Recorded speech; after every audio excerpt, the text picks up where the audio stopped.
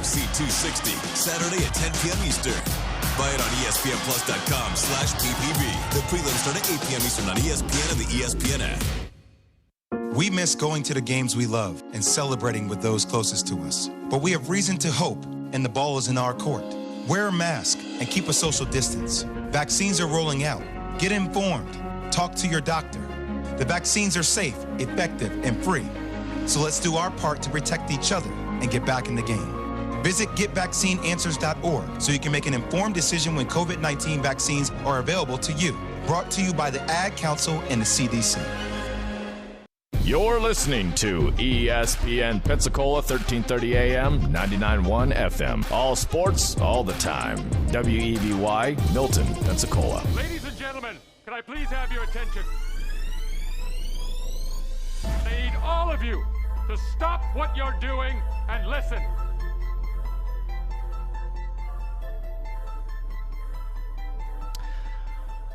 All right, little NFL draft today and college hoops. Here we go. Emmitt Smith has just become the NFL's all-time leading rusher. Across the middle, it is caught for the first. It's Baldwin shaking free and sprinting down the sideline for the touchdown. His third of the day. Doug Baldwin. Derek Brooks, who ran back 3 interceptions for touchdowns in the regular season, does it to cement the Super Bowl. Boxing's elite, the new WBA heavyweight champion of the world, Roy Jones Jr. Ball's been beaten. The result has come up on screens that Gatlin's taken it. Goodness me, it was a blue American vest, 992 the Gatlin.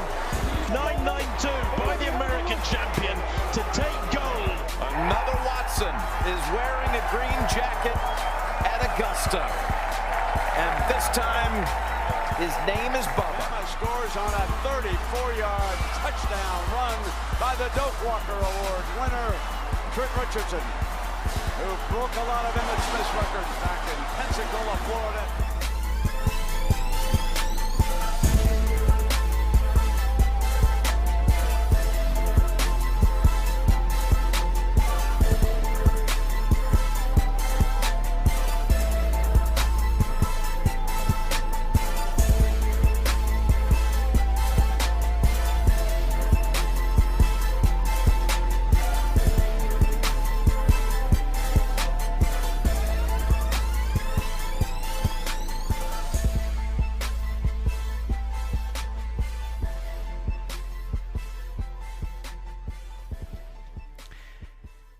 And welcome into the Sports Drive right here on ESPN Pensacola, 1330 AM, 99.1 FM. Chad Brillante with you here. Drew, my co-host, and learning all the tricks and the trades of what you do here. Today, yes, he has caught on with bringing Bucky the Badger.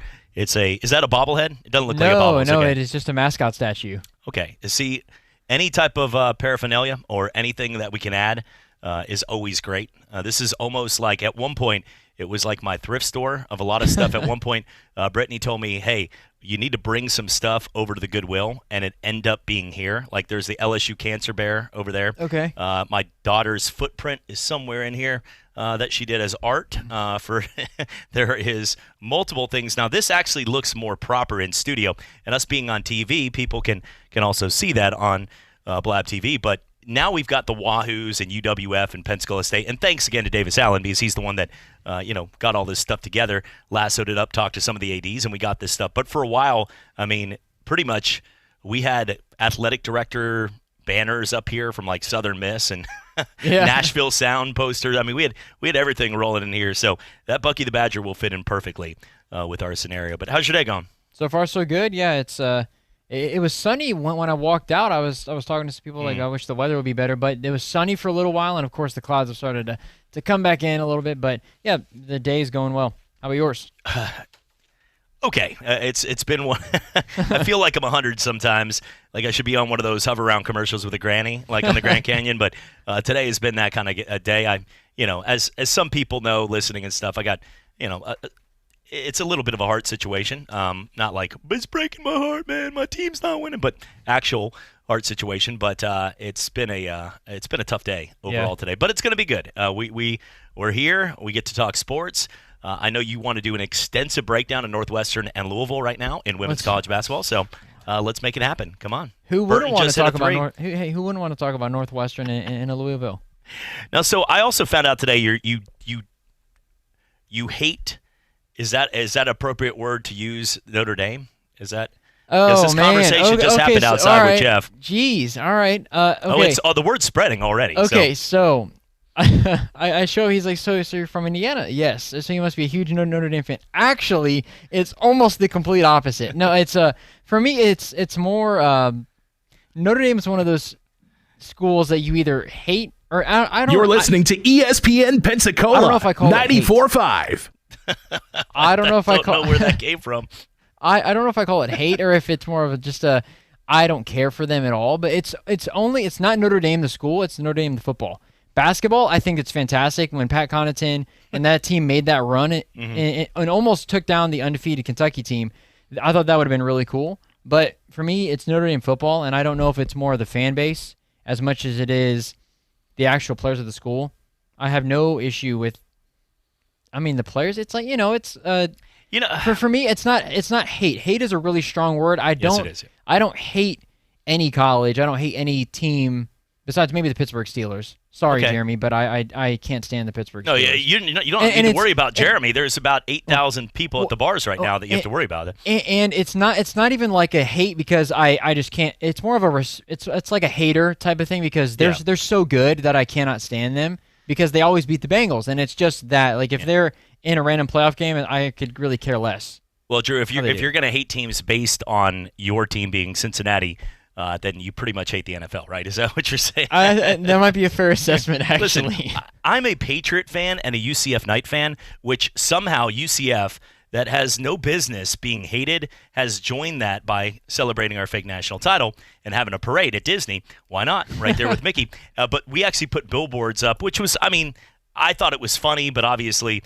was just a jab. I don't personally believe we would have beat Alabama. I'm just saying that out loud here. But we put a billboard, national title billboard, in Alabama, and some of these people, and I got a fake national title shirt, and people walk around, and I mean, people come at me.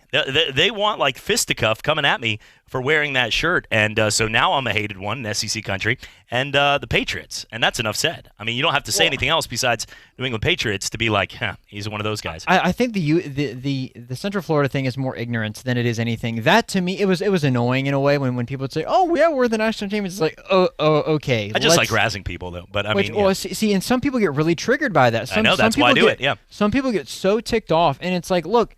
We know Alabama won the national championship. Yes, UCF was undefeated. Congratulations on an undefeated season, but you didn't win the national championship. I mean, it's as simple as that. But some people, they just let loose on the language on whoever it is that says UCF was a national champion. I mean, they just freak out. Which I mean, it's completely unnecessary. They did prove a point though to sports that you can go unbeaten. You can do everything you can. It just so happened that year they beat Auburn, who beat both Georgia and Alabama that season, who played the national title. But regardless of all that, when they played and won that Peach Bowl, now Mackenzie Milton's the quarterback at Florida State, so Seminole fans, you're welcome. If he can play at like 75% with his... I hope he can. I think it would be a really There could cool be a story. Peg Leg Pete syndrome going on there. I'm just saying... Overall, I think that he's not going to be the same mobile quarterback that we've seen. Agreed. But he makes incredible decisions. I just don't want to see an Alex Smith thing where, Alex Smith, what an incredible story that was. But there was parts of watching Alex Smith, and like the first game, he gets put into the Wolves after Brandon Allen goes out. And he has to take on Aaron Donald and the LA Rams in a rainy game there at FedEx Field, and you're like, man, this is like the worst thing that you could have. A bunch of these vicious defensive linemen for the best defense in the league taking on a quarterback that it's raining now so he can slip. And, there was a great story. They made the postseason, but I think it's the right thing for Alex Smith to be done with the NFL. It was like I said, you want him to survive. And there was moments where you just saw that he wasn't the same guy. He was still better than anyone they had on the roster pretty much, and Heineke made some plays, and I want to see more. He's under that like, hey, I would like to see a little more from this guy.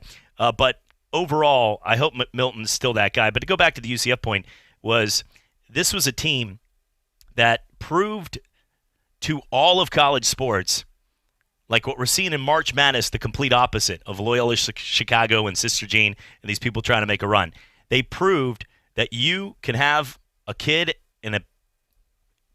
go and play college football and never get to celebrate the ultimate goal, which is a national title, by going unbeaten, unless you're in a Power 5 conference. Because we've seen Boise State, we've seen TCU when they're in the Mountain West, and we've seen UCF. That's it. I'm not going to go Colt Brennan Hawaii on us, Northern Illinois. Those three teams legitimately beat some really good teams, and they never got a chance to prove it. TCU and Andy Dalton beat the Wisconsin Badgers. Bucket the Badger right there. In their Rose Bowl. And Russell Wilson was actually the quarterback of the Badgers then. But and so I get a little bit. Andy Dalton beat Russell Wilson. The guy, you say that nowadays, people are like, get out of here, man. Well, I get really excited about this conversation because the whole debate, and I don't know if there's a right answer.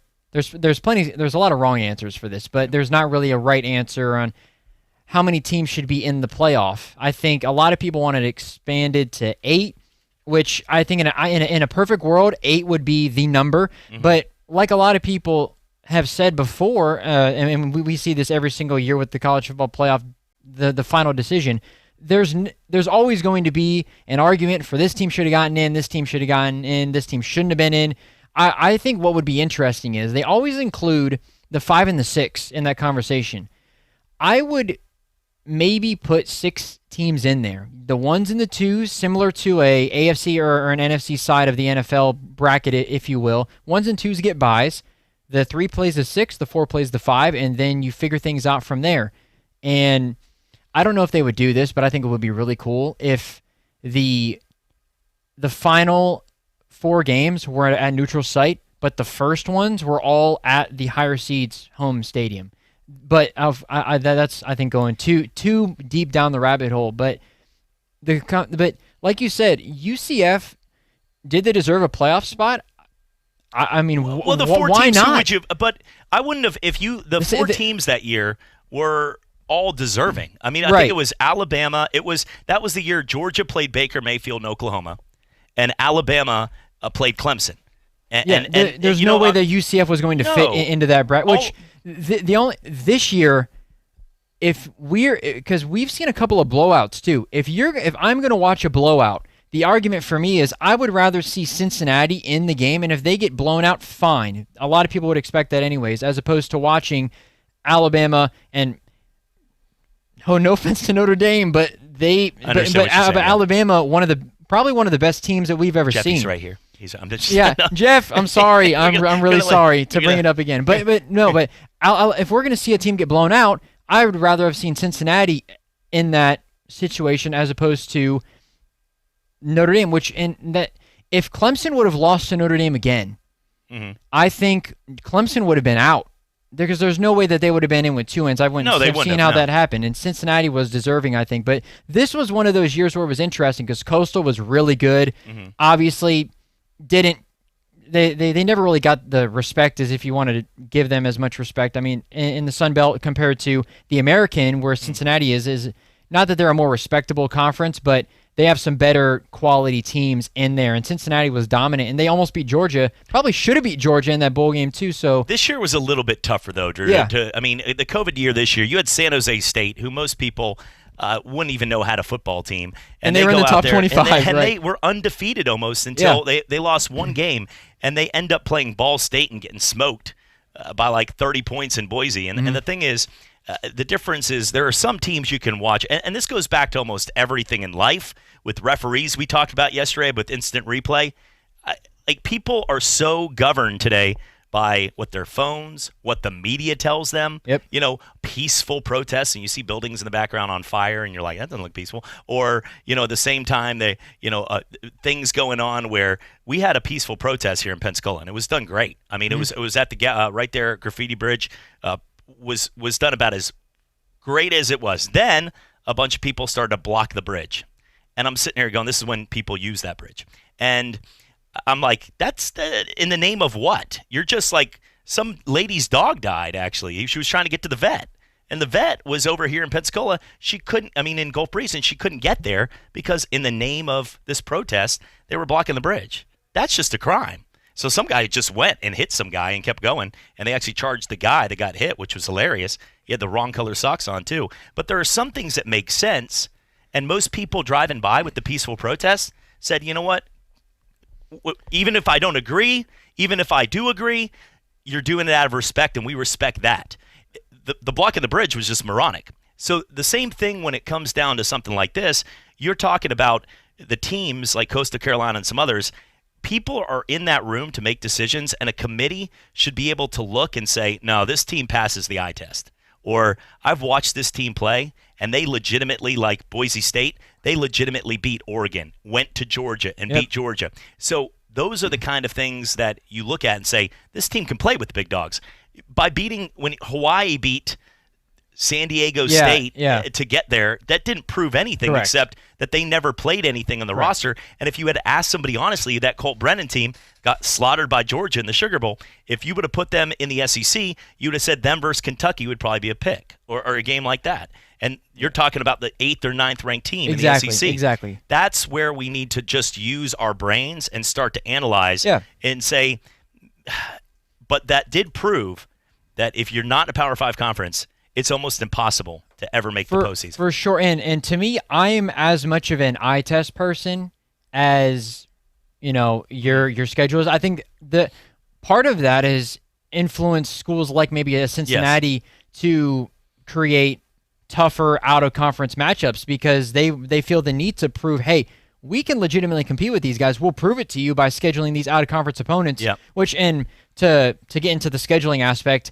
if you look at Coastal Carolina, their schedule, their out-of-conference schedule is maybe one of the easier, actually, out of an App State who have scheduled some teams, and Georgia Southern. Also, I think they might play one of the higher-up SEC teams. As a team that, say they go undefeated, the eye test is great, but eventually it comes down to scheduling, and the committee takes a good look at your out-of-conference schedule. So if you're playing Kansas, which Coastal has done, and no offense to Kansas, but, football is always... No offense to Kansas. They've offended us with a football team. They've been very bad at football. If you're scheduling them and then you're scheduling an FCS opponent, that's not good enough to get you in. So you want to schedule a team like maybe an Oklahoma State out of the Big 12. But those teams don't always want those games because Bob Stoops said it's a lose-lose to play at Boise State because if you beat them, people go, you're expected to beat them. But if you lose, now your whole season's shot pretty much before you get to conference. Exactly. So we got to take a break because joining us coming up here in a few minutes, we'll be joined by Randy Santel,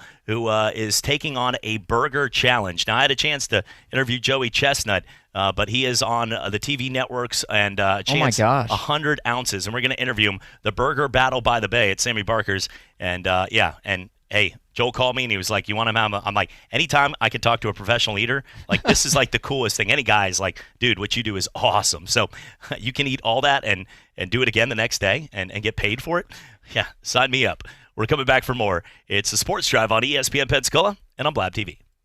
Yo, the college basketball season is heating up, and I'm telling you that we need to turn our attention to the Wendy's Wooden Watch. Now, in 2002, I was honored to receive the John R. Wooden Player of the Year Award, which is presented to the country's most outstanding men's and women's player, who is also making progress towards earning a degree. That's very important. This year, players like Luka Garza, Cade Cunningham, Rhyme Howard, and Aaliyah Boston are all vying for the trophy. So who will take it home? The 2021 John R. Wooden Men's and Women's Player of the Year is presented by Wendy's.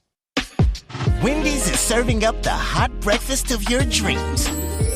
From the sweet and savory honey butter chicken biscuit to the breakfast Baconator with 6 strips of oven-baked bacon. Wendy's breakfast will leave you floating on air. So don't get burned by bad breakfast ever again. Ow! Choose wisely, choose Wendy's, and get the breakfast you deserve. We got you. At participating U.S. Wendy's. Are you exploring your career options in 2021? Pensacola School of Massage Therapy and Health Careers wants to help you train for a career as a medical assistant. Admissions advisors are standing by to speak to you about in-demand careers and how you can train for a new career in less than a year. Visit us online, come by Pensacola School of Massage Therapy and Health Careers, or call us at 308-1700. We'd love to meet you. He might be the most skilled big with that size that the game has ever seen. TJNC and the NBA. They also talk negative about CP3. You can't play with this guy. He's a problem. It's playoff push time with Keyshawn, J. Will, and Zubin. You don't have to walk all the way through the door. Just the fact that you're at the party, willing to knock on the door, speaks volumes about where the Knicks are. Get the very latest with Keyshawn, J. Will, and Zubin. Will Dame win a world championship in Portland? No. Weekday morning starting at 6 Eastern on ESPN Radio and on ESPN2. As a fashion designer, Zoe is always looking for inspiration. In Spain, she stumbled upon the world's greatest tomato fight, which shaped her new line, and her love for Moe's freshly made seasonal salsas. At Moe's, we know everyone is original, so we offer over 20 fresh ingredients to make burritos and other creations as unique as you. Welcome to Moe's! Find your nearest location at Moe's.com. We do sports, and that's all we do. We're your hometown sports station, ESPN Pensacola 1330 AM, 99.1 FM.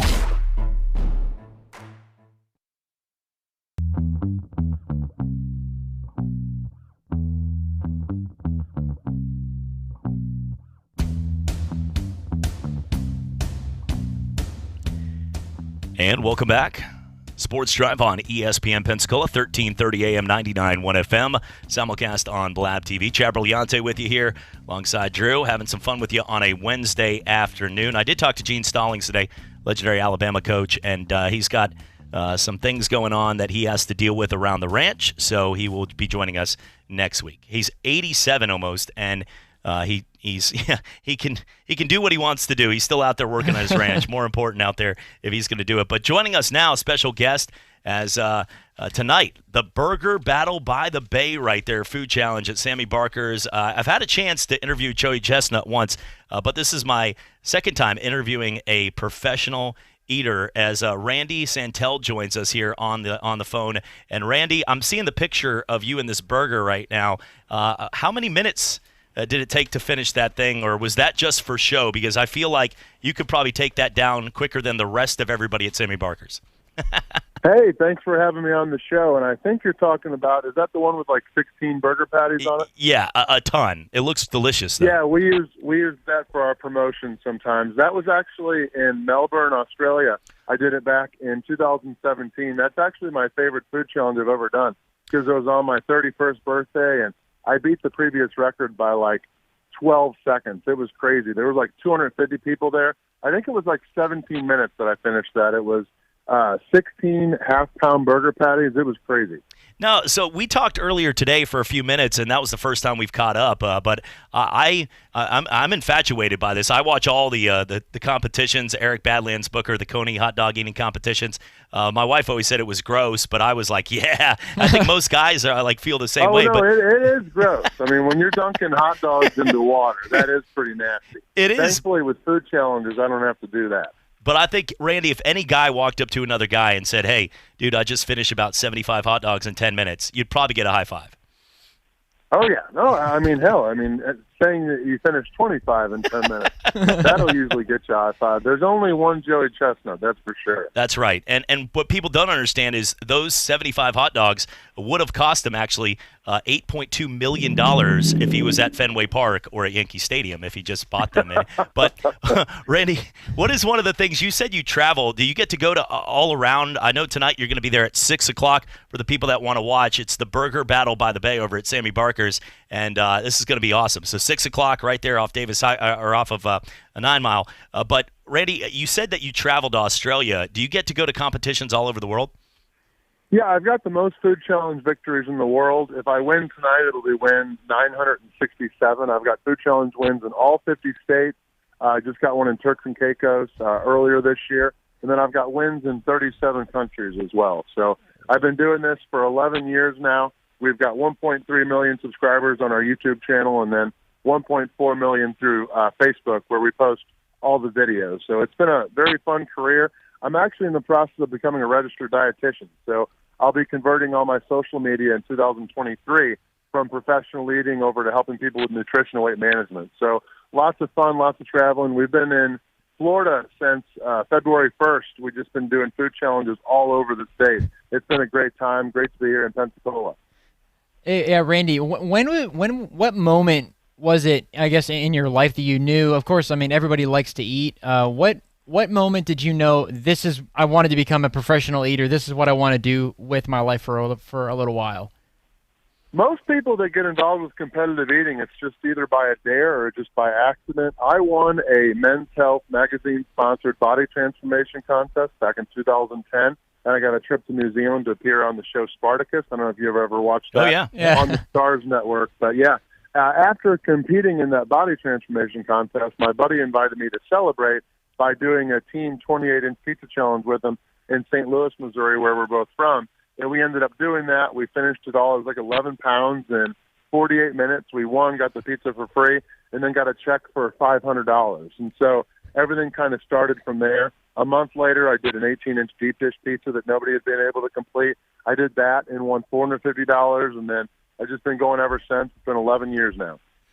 So we're speaking with Randy Santel. He's going to be down there at the Burger Battle by the Bay at Sammy Barker's tonight at 6, a competitive eating champion, as we said, all around the world. And when you even said 940-something, I mean, I'm thinking, okay, if I finish one competition, I'd be excited and hugging people. That's a ton right there. But knowing that, though, Randy, your extensive workout, what you said, being a dietitian and getting a license for that, I think when I did interview Joey, he was down here for the Hooters competition on the beach and at Pensacola Beach before the bridge and all that. And apologize if you wanted to go see our white sand beaches and had to deal with having about a 45-minute delay, as everybody does these days with Skanska. But overall, Randy, when you look at, he said that his exercise regime is insane. Like he wakes up early in the morning, he runs about 7 or 8 miles, he does push-ups. I mean, to stay in the shape. Because I think a lot of people just think you guys eat and everybody just goes hurls, and that's not healthy. And that you want to be alive to do the competition. What goes into the workout regimen? Because most people don't understand it. Oh yeah, no, that is for sure. I mean, I go on trips and I do gain considerable weight because I've done basically a food challenge every day since February 1st. Other than I took one day off, Valentine's Day. My girlfriend's actually a professional eater too, and she's doing the challenge tonight too at Sammy Parker's. Oh shoot! Oh my God, I just said that wrong. Sammy Barker's. But I pretty much ride my bike. I'm into cycling. When you're over 300 pounds, you don't really do too much running. So I will cycle. I've got a spin bike. I do like 8 to 12 hours a week on the spin bike. So that kind of helps keep a lot of the calories off. Well, listen, it's one where just getting on a spin bike and being able to do that.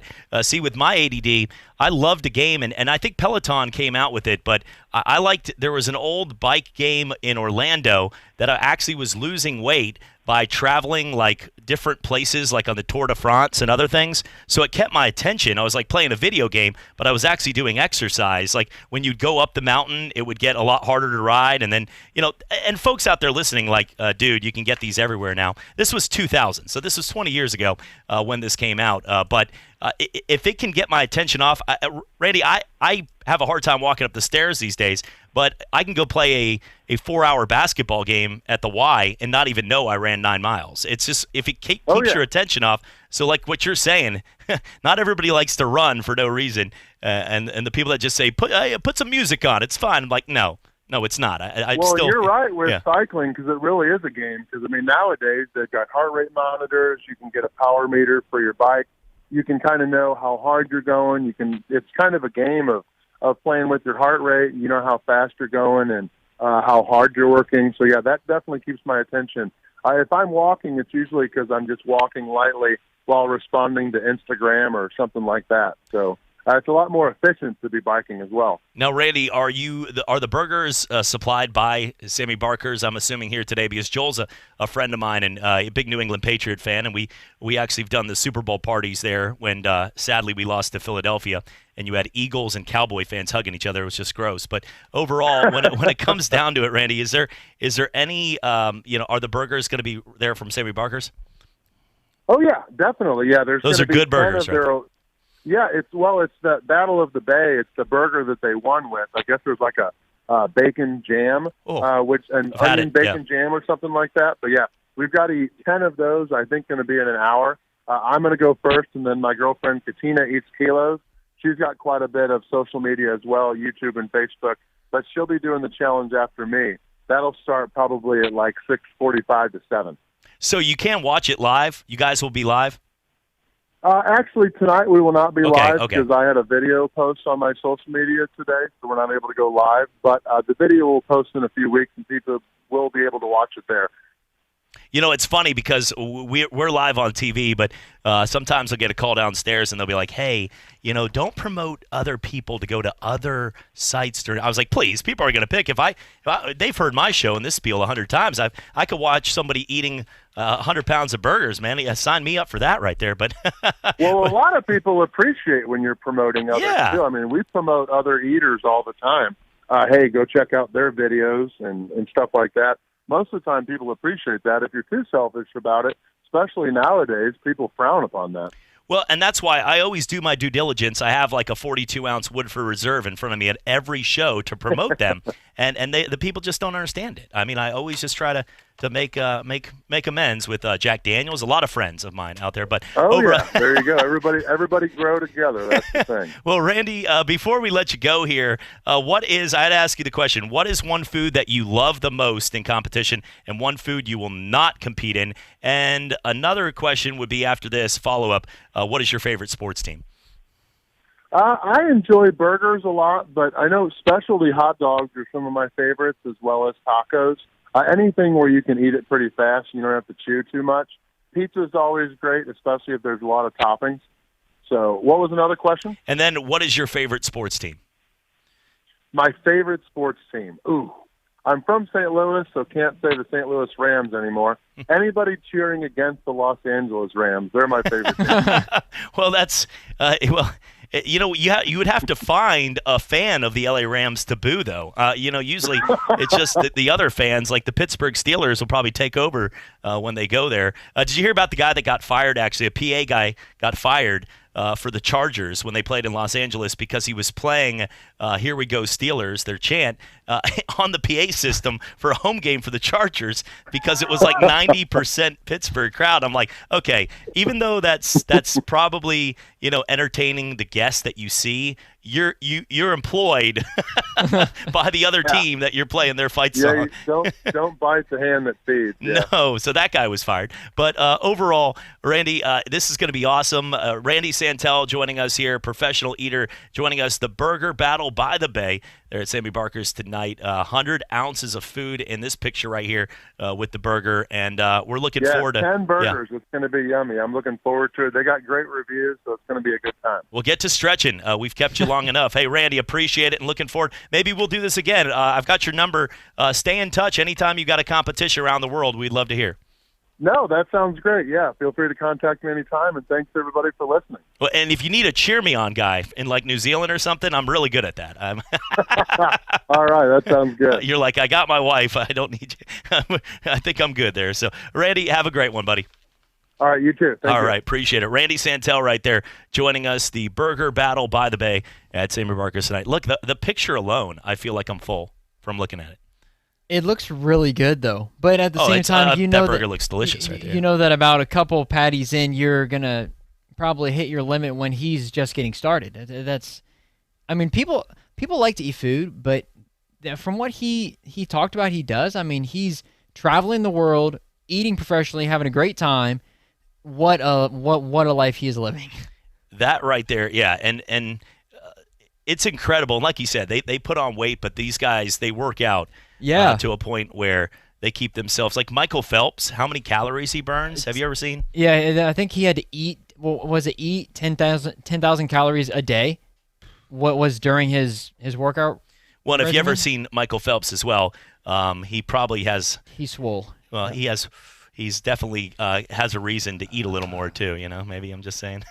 Hate to throw Michael Phelps under the bus. No, listen, hey, to be able to see green and then be able to see gold, and to be able to do that and pull that off to me, it's even a bigger feat. Well, Because I wouldn't get off the couch to order outside of Domino's. I'd be like on the phone or like so. For him to pull that feat off, and really, he actually deals with. But on a personal note, for him, I know he deals with a lot of anxiety, and so it's something that he's talked about, and he's openly talked about it with people battling depression, people battling things like Josh Gordon's dealing with right now in the NFL, and anytime somebody, it's not easy to come out and say that. The story of Hayden Hurst that came out where he was going to commit suicide and had everything. I mean, he was the big man on campus everywhere he went and had a multi-million-dollar contract, was a first-round pick, and was thinking of taking his life. And the thing is, anytime we can help people out there. So Michael, has a reason to have that situation. But for sure, as we love Notre Dame, and we'll take a break. We're coming back for more. It's the Sports Drive on ESPN Pensacola and on Plav TV. Hello, sports fans. Miles Bentley here, General Manager at Hill Kelly Dodge Chrysler Jeep Ram in Pensacola. Growing up, I always loved sports. Nothing but net, out of the park, through the uprights. Sink the puck Bentley, that was me. But my love of the game couldn't beat my love for Pensacola and helping folks get on the road of dreams in a new Dodge Chrysler Jeep Ram. Sure, I never went to the big leagues in sport, but we're all pro here at Hill Kelly Dodge Chrysler Jeep Ram. Proud to be in Pensacola. What'd you do this time, Brad? I'm in the doghouse after my hunting trip last weekend. Yeah, I was too. I blew off our date. How'd you get out of the doghouse? Stillwater's Day in Medical Spa. I got her a gift card. It took 3 minutes at swmedspa.com. She booked it this Saturday. Saturday? So 9 holes then? Tee time's at 8. To enjoy a hassle-free guys weekend, treat her to a gift card from Stillwater's Day in Medical Spa. Follow Stillwater's on Facebook or Instagram to enter contests and win great prizes. Or visit swmedspa.com. Spring is on its way. Almost time to roll out the green carpet. Start planning now with innovative help from the Home Depot. Use our project calculators to figure how much grass seed you'll need, or just the right amount of mulch. Our online workshops and how-to videos will get you up to speed fast, from outdoor fire pits to planter projects. If you're ready to roll, so are we.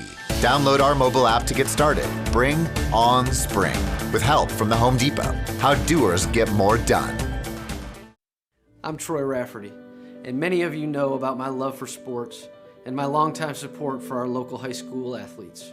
One thing these fine young people have taught me over the years is this: whether it's on the ball field, in the classroom, or in a court of law, always work your hardest and achieve the best results possible. And that is the commitment we make to our clients and our community. Levin Papantonio in Pensacola since 1955. Hey, what do you want to da-da-da? I don't know. What do y'all think we should da-da-da? Well, what did we da yesterday? Yesterday. All the dolls feel like the same doll these days. I know. Like, is today Monday or Tuesday? Today is Thursday. Oh, no, I forgot to call my mom on her birthday. Oh, no. These days, nothing is normal and everything is weird. But you could still save big when you switch to Progressive. That won't change. Not today or any day. Quote today at Progressive.com. Progressive Casualty Insurance Company and Affiliates. Sports Call with Davis and Justin. E.G. Liddell, he was receiving such huge hate, death threats. This is why we call it March Madness, is that these upsets happen.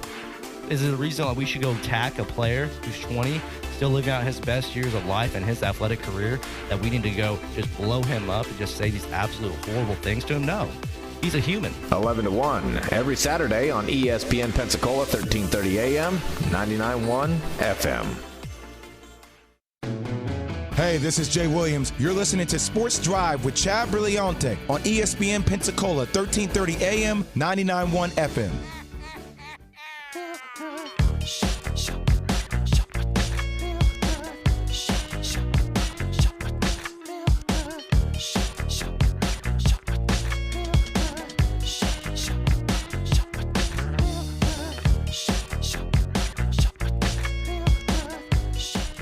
And welcome back, Sports Drive on ESPN Pensacola, 1330 AM, 99.1 FM. Gosh, sometimes I wonder how I survive. I had a hot and spicy McChicken sandwich with buffalo sauce earlier, and definitely still had some spice on it, and I just rubbed my eye, and now it's burning. So I don't know. I feel like a kid. That's tough. It's all right. It'll get through. Have you had the new first world problems? Right there. Have you had the new McDonald's chicken? I never sandwich said though? McDonald's, but now you did. It was. This was a no. I'm just joking. What was it? It was definitely the dollar menu. Yeah. So have you had the new sandwich that's like $4 or whatever? No. They're trying to compete with Popeyes and this whole chicken sandwich craze. They've got a new chicken sandwich. Actually, is a pretty quality sandwich for McDonald's. It's good actually. I have seen. But if I'm going to pay quality prices, you're going to go to Chick-fil-A or Popeyes. sandwich is great. I love Popeyes sandwich. Like when they throw in those McSalad shakers, I'm like, stay away. I know what I'm doing. I know when I go to McDonald's, I know I'm eating a lot of calories. I know what I'm doing. I had about 20 minutes. I just left an appointment, and I was going through, and I knew that I was going ba-da-ba-ba-ba, and just right through. And they even have 2 drive-thrus there. And I try to. I don't like it when clearly you order though, and that person like veers up in front of you, like. And you feel like they're going to get your order. I hope they ordered something cool. Right. But it's like an old grandma, like coffee. And you're like, crap, man. But overall, I'm like, hey, wait your turn here. Right. Looking, though, at some of the stuff going on in the world of sports. Patriots expect to re-sign all-purpose running back James White. And they did. They finally got that done. But when it comes down to the most underrated and undervalued players in NFL history, would you put James White on that list? I think he's one of them that a lot of people forget, but and I think this comes along with New England is and you would know this well, obviously, but a lot of the guys that play for the Patriots, they aren't maybe the biggest household names, but when it comes down to game time, they get the job done on a relatively consistent basis, and James White is one of those guys, former Wisconsin grad, but he I guess Wisconsin is traditionally known for, I formation. We're going to run the ball down your throats. You don't think of a Wisconsin running back necessarily as a guy that can catch the ball out of the backfield, and James White developed into one of those guys that was very reliable for Tom Brady. And like Ron Dane, you didn't expect him to ever go in the flats. No. There was nothing flat on him. Yeah, he was a big guy. Yeah, but we mentioned this a little bit yesterday with how running backs are more traditionally selected after the first round at any time. But the position has changed that, yes, you need to be able to run the ball, but if you can't catch the ball out of the backfield, then no matter how good of a runner you are, to some teams, you're essentially useless. Now, we're taking a look here in light of that, the most underrated athletes of all time. Now, this is a list here by Google, gave us Trendify here. Don't know this site, but overall, it sounds like people spent time going over this, so we're going to analyze this list. Agree with that first one. First one, Curtis, my favorite, Martin right there. I would agree. He actually became one of my favorite players because right out of the gate as a rookie from Pittsburgh, he came and really took off a lot of pressure on my dad not having to have like a stroke trying to watch Drew Bledsoe play. He became one of the best players, and then he went to the Jets, and that was sad, but rushed for 1,000 yards in his first 10 seasons of his NFL career. And that's the thing is he pretty much had a shortened career compared to some of the other guys like an Emmitt Smith or the ones that played forever. But when you have 10 straight years to start your career with over 1,000 yards, you're as consistent as it gets. And he was that guy, and he doesn't get the love. I mean, he never even is mentioned as one of those top-tier running backs. Well, I feel like even when you think about Hall of Fame players, there's not that – when you look at the amount of inductees in the Pro Football Hall of Fame, there's really not that many players that are in the Hall of Fame. So a lot of times people focus on the Hall of Famers or the guy like a Walter Payton or an Emmitt Smith or an Eric Dickerson, like guys that really put up a bunch of stats. But like you said, to go 10 seasons in a row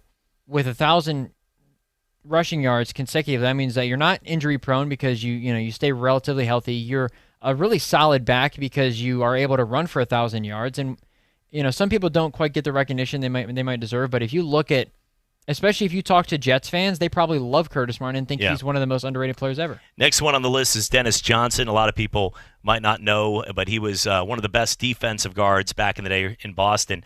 I was born in the 80s in Boston, and he was playing at that time. And I know my family, Robert the Chief, Kevin McHale, Larry Bird, they're the ones that are going to get all the love. But a guy like Dennis Johnson, great. This guy played, just to put into perspective, he played, I think it was 3 weeks with an actual neck brace. Like there's an actual picture No joke. That's crazy. It is. It's insane. But he played during the season with this neck brace, and I don't know what I just Googled there, but overall, he was a tough guy. Every team needs one of these kind of guys, but a lot of people don't know him as household name, hence most underrated. Frank Thomas, the big hurt. I would disagree with this just because anybody that comes out with their own shoe endorsement, like, to me, is an underrated. Like, I remember having I didn't grow up around here. He went to Auburn, I know, and you couldn't miss Frank Thomas walking around. Now he's on commercials for like some kind of one of those, like, just take this maybe? And you'll look like a 6'5", 275 chiseled guy like this, and for one of those weight loss pills at 2 a.m. But I would disagree with that. What would you say? I mean, yeah, I think I'm with you on that. I mean, he might not be as appreciated as a Mark McGwire, even then, still Mark McGwire and Sammy Sosa have their issues. Yeah. But Frank Thomas is a guy that, I mean, he played at relatively the same time period that while Sammy Sosa and Mark McGwire were hitting, unbelievable, or having some unbelievable seasons, Frank Thomas in a way was also pretty consistent with how he played. You know what you would get from him, and I mean, if you have a nickname though, maybe you're not necessarily underrated, but you might be not undervalued, I guess less recognized maybe than other players who you were around. But I mean, if you have a nickname, more than likely a lot of people know who you are. Well, underrated is really just, like we said, nobody, like, you go to a game and you're that player. Like, for instance, Kawhi Leonard was obviously underrated when he played with the Spurs because nobody even really knew Kawhi Leonard outside of Spurs fans because you had Tim Duncan, you had David Robinson. Later on, they had Tony Parker and Manu Ginobili. But you had Kawhi Leonard there, and he's arguably, you can argue right now, he's the best player in the game. I mean, most people will go with one of the younger guys like a Giannis or the way that LeBron's still, even at his age. But James Harden's having a great season this year. He lost the whole person. That fat suit's gone, and he's playing. Kevin Durant's the best offense. But Kevin Durant, you could argue, is the best offensive player in the history of the NBA. And I know when you say those kind of things, people are like, ugh. But then you sit down and you're like, okay, simmer down now. He's 7 feet. He can handle the ball like a guard, and he can shoot tall, from anywhere. Yeah, exactly. And if he's open, like if he's open for a jumper, he's going to make it. He's Almost so money. consistent. And think about it. He's averaged pretty much 30 points a game throughout his entire career. But defense, he usually guards guys. I don't know why I said it like that. But for defensively, defensively, he guards guys that are a little bit bigger and thicker, and he can get pushed around in the paint. So that's the only difference where if you ask me, is he a top 5 player ever in the game, I'd say no. That's a short list for the Michael Jordans, the LeBron James, probably the Magic or Larry. Top 5 ever is a hard argument for the NBA because there's so many players that are amazing that I guess if you were to do in the NFL, a lot of people tend to do it more by position. The NBA, it's hard to do it by position. It's more collectively who's the top 5. I mean, you can say Tim Duncan is a top 5 player, and people can't argue with you because of how good he was. But more likely than not, they're going to leave him off that list. Exactly. I think the clear-cut guys in are MJ, LeBron, and Kobe. I think you put Kobe in the top 5. I mean, Kobe did enough in his career. I would put Shaq in there. Personally, we'll get along with comments like that. Shaq was the most unfair player, besides really Wilt. That really wasn't even fair among humans. His stats, I mean, ridiculous. Will Chamberlain, we put up like 59 points, 35 rebounds, and like 15 blocks. Like today, that would be like all Sports Center's talking about. But he was not really. Wilt scored on and off in the court, and he was one of these guys that dominated. But Wilt was one of those kind of players too, though, that was playing against 6'7" guys and just dunk it in their face. In 1961, he played 80 games and averaged 50.4 points per game. I know. It's ridiculous. It's not his stats are insanity. You look up Wilt Chamberlain's stats, and it's just not fair. But Shaquille O'Neal, before defensive 3 seconds, there's nothing anybody could do. His presence, not like giving gifts to your kids, but presence in the paint, like there's nobody with bigger presence than Shaquille O'Neal in the history of sports. It's like when you're pitching to a great hitter, like a Pete Alonso's a home run hitter. You're going to obviously not going to throw a bunch around the strike zone. You're going to throw around the corners and try to get him to swing and chase. And a lot of these guys from Cuba, like Yoenis Cespedes or players like Yasiel Puig, they chase everything. So you don't even have to throw it near the strike zone. They want theirs. They want to hit. But a lot of hitters like Joey Votto and other guys have made a career of having a great on-base percentage because they know that when you're batting in that cleanup spot or you're a guy coming off an MVP season, that they're not going to throw around the plate. And your presence up there is different than the number 9 hitter. The best spot to be is the guy that hits in front of an all-star because they're going to throw it right down the middle because the last thing they want to do is walk and get you on base. That's, for Shaquille O'Neal, people that would attack the hoop, great drivers, guys like Russell Westbrook today, or players that we see that are just great at going straight to the hole and being able to lay it in. They wouldn't mess with Shaquille O'Neal because he could just stand there as a tree at 7'1", 350 pounds, and you knew you're making that decision. I don't want to go in there. Yeah, exactly. He's the most dominant player as far as big men that we've probably ever seen. Well, diverting quickly to baseball. Speaking of most underrated players, Ichiro, I think a lot of people don't give him his due because he was one of those guys that Pete Rose doesn't like him. On base percentage. On base percentage was just silly. I mean, the guy, I think he eclipsed the 3,000 hit. The hit queen, mark. Right? Yeah. I mean, he's one of those guys that he looks like me, really skinny, but he knew how to play the game. He played it well, and he played it fairly. I mean, a lot of people traditionally who are baseball fans they really love Ichiro. But to get back to basketball, I think even Tim Duncan, Manu Ginobili may even be another guy that we talk about who's more underrated. I mean, I would agree with that. Is he a top 50 player? I mean, you could put him in that category, and I don't know if people can really argue with that because of how good he was in the clutch and how consistent he was. I would argue we've sort of veered from whoever Trendify is and create our list, which I like. This was just pulled up, but what I'm saying is I completely agree with you with Manu Ginobili. He, Charles Barkley loved him, Manu, every time, but that guy was so crafty, and he just got better in the clutch situation. He was one of those kind of guys, like Big Shot Bob, if you look at it. Robert Rory was a solid player, but he's just, you take 12 or 15 years of a career, and we're assessing him on like 4 shots. And they're huge shots. Mm-hmm. But he also played 30 minutes a night for 15 years, and he was solid. But he wasn't like a legend. He was just real clutch in those big moments. Guys like Manu Ginobili, every single night was clutch. If you wanted the player to take a last-second shot all time in the NBA, who would it be? Or actually, you know what? Currently. I would go Michael Jordan still. I mean, I'll put the ball in the hands of Michael Jordan for a big shot if it was ISO Mike. But if it today, I mean, I would have to go Steph Curry if he's open. You go Steph? Yeah. I think, I believe it was on NBA on TNT, maybe where they were recently discussing this, but a lot of people said Dame because Damian That's not Lillard, a bad pick, yeah. Because if you look at, his stats in the last 5 minutes are just ridiculous. He's an insane shooter. I mean, he's the way nuts, yeah. he won the All-Star game with a shot from half court, but I mean, he's so smooth with his shot. The difference with him is I'm not going to use a liability, but he's a smaller point guard. Today you have a lot of those defensively not as sound either. You got a lot of hybrid guards today in the NBA that are 6'6", and he's 6'2". I mean, he's not big enough to I say that today, like average human, what are you, 6'1"? 6 even. Okay, see, I'm 6 foot on a good spiky hair day. We're about the same height, but you like saying 6'2", that's actually tall, but in the NBA he's a miniature. So, for sure. He looks tiny. Steph is the greatest shooter ever. He just is ridiculous. Yeah, Steph Curry, Ray Allen, but Steph Curry's the best. Well, guys that change the game too. I mean, Steph, kids now don't. When I grew up playing basketball, I was like, oh, let me do the Vince Carter 360 windmill on a play school hoop. I did that once. Oh yeah, you love that. Now it's like, oh, I want to shoot the ball from 30 feet or 35 feet. The game like has Steph. changed. Yeah, I mean, it's just crazy. LeBron is even shooting more threes than he has, and he's gotten better at it as well. Well, it's taken the big guys out of the game.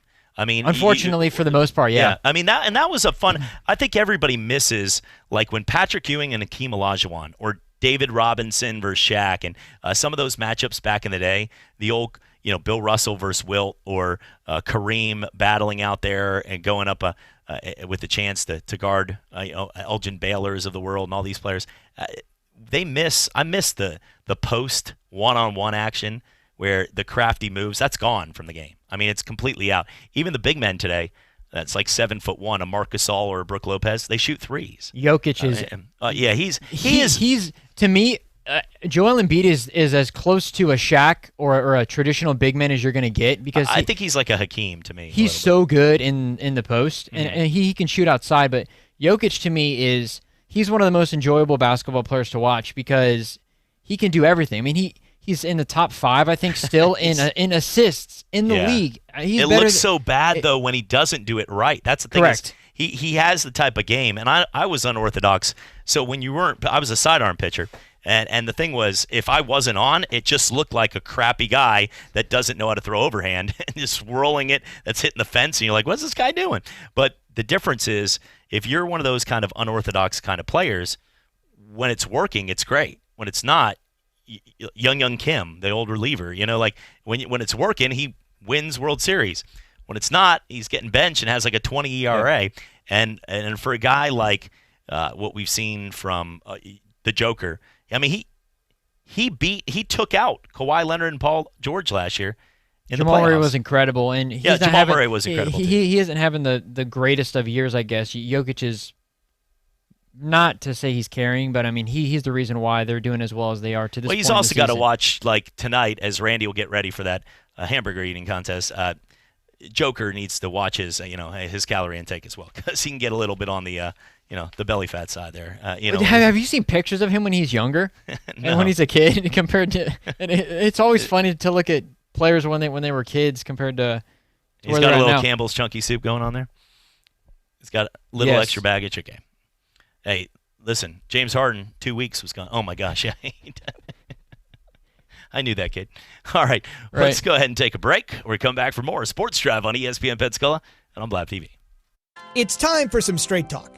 Your tax return could look different this year, but you're still going to hear a lot of noise about how to spend it. So when the big carriers tell you to splurge on the latest nonsense, just tune it out. With Straight Talk, you can get a Samsung Galaxy A51 for just $199. Plus, get the $45 unlimited talk, text, and data plan with no contract on America's best networks for up to 50% less. Tune out the nonsense and tune in to Straight Talk.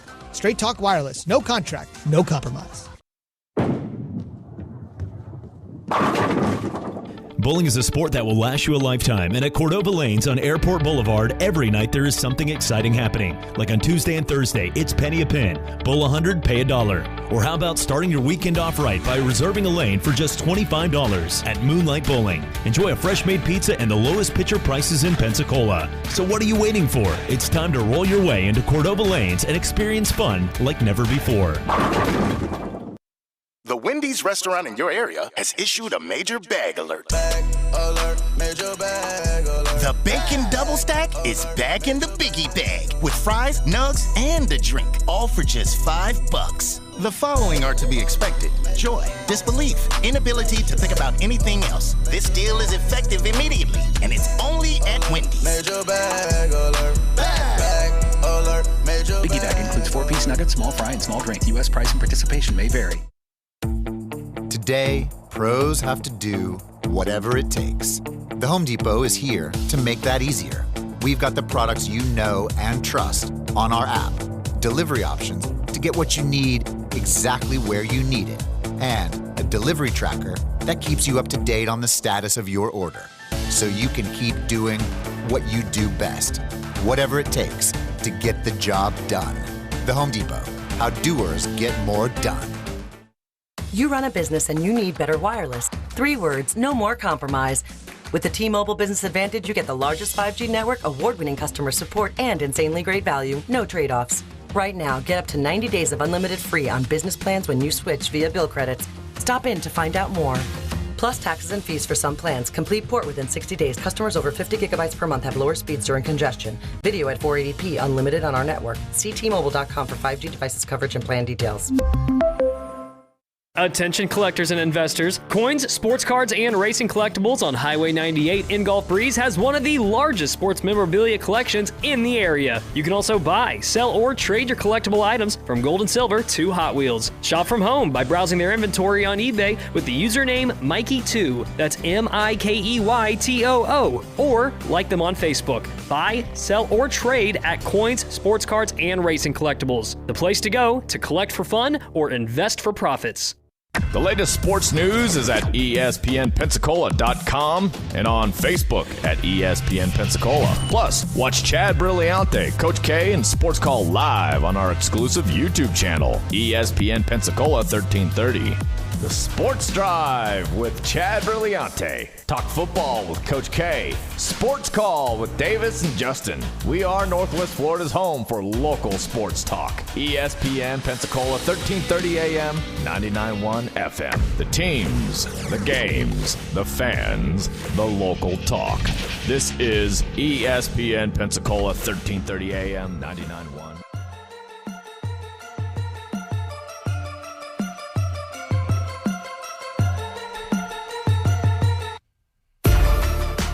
All right, thanks for joining us here on the first hour. We're coming back for one more here on ESPN Pensacola, Blab TV. Chad Brilliante alongside Drew. This is the Sports Drive right here on Pensacola Sports Leader, ESPN Pensacola. This is ESPN Pensacola, 1330 AM, 99.1 FM. Pensacola's home for hometown sports. Your home to talk football with Coach K. Sports Drive with Chad Brilliante and Sports Call with Davis Allen. If you'd like to partner with ESPN Pensacola or become a sponsor, just give us a call at 262-6000. You're listening to ESPN Pensacola 1330 AM, 99.1 FM. All sports, all the time. WEVY, Milton, Pensacola. Ladies and gentlemen, can I please have your attention? I need all of you to stop what you're doing and listen. Coming up on the Sports Drive, we'll get to more Mel Kiper's mock 3.0 draft out, and we'll also take a look here at some fun facts for March Madness getting set to go this weekend. Emmett Smith has just become the NFL's all-time leading rusher. Across the middle, it is caught for the first.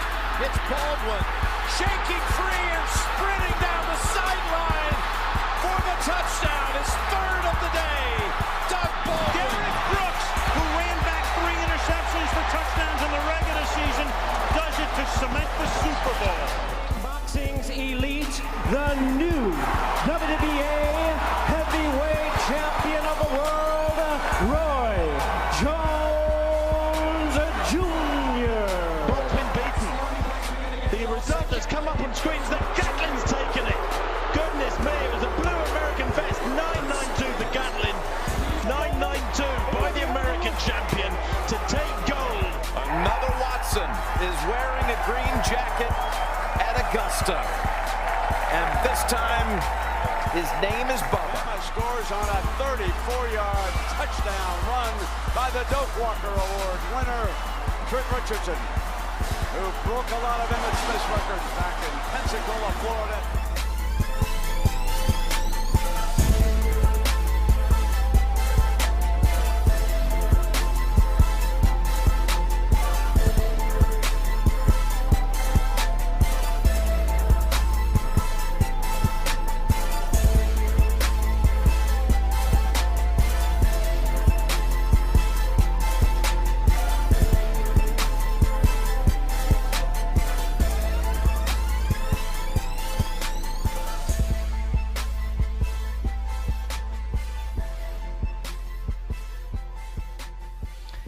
And welcome into the Sports Drive right here on ESPN Pensacola, 1330 AM, 99.1 FM.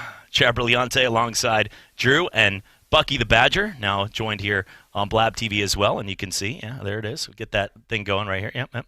Let's see. Yeah, there we are. It's joining the program right here.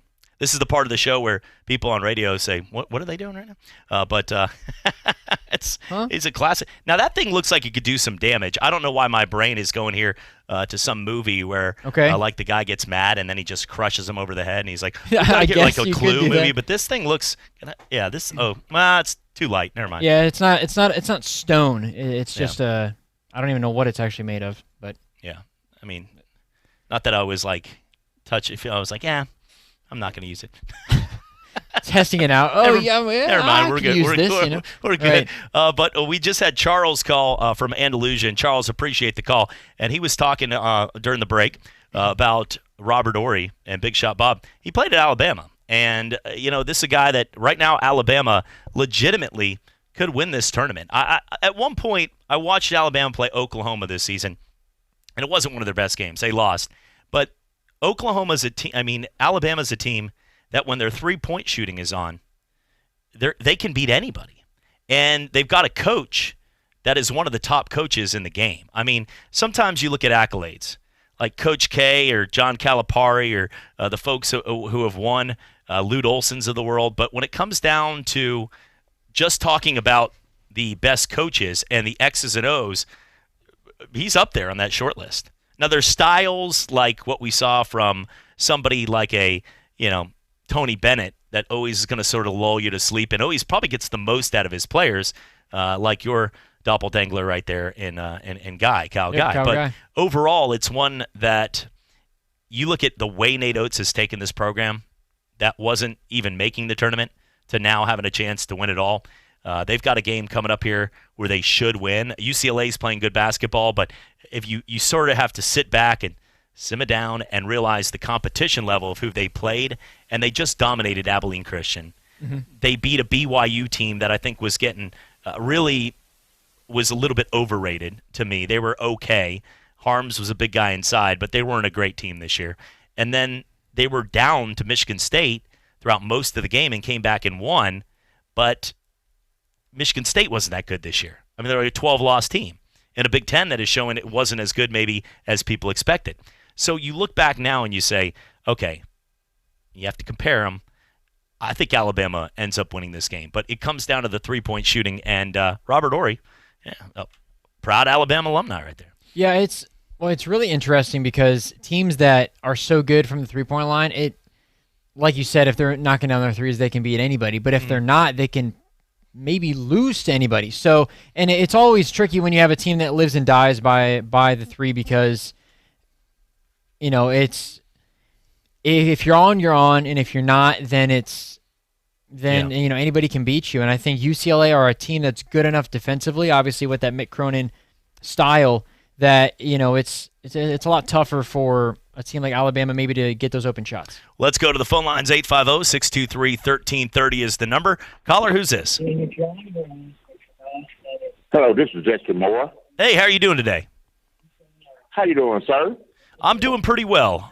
What's on your mind today? Yes, I was calling about the Alabama Crimson Tide. Now, they're a good team, and I like the way they playing.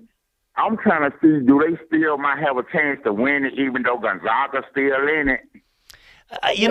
They've got a shot. I think, first off, if we've learned anything over 2020 and 2021 is anything's possible. At this point, the unknown or the teams that are supposed to win haven't always won. Remember, the Tampa Bay Rays made the World Series.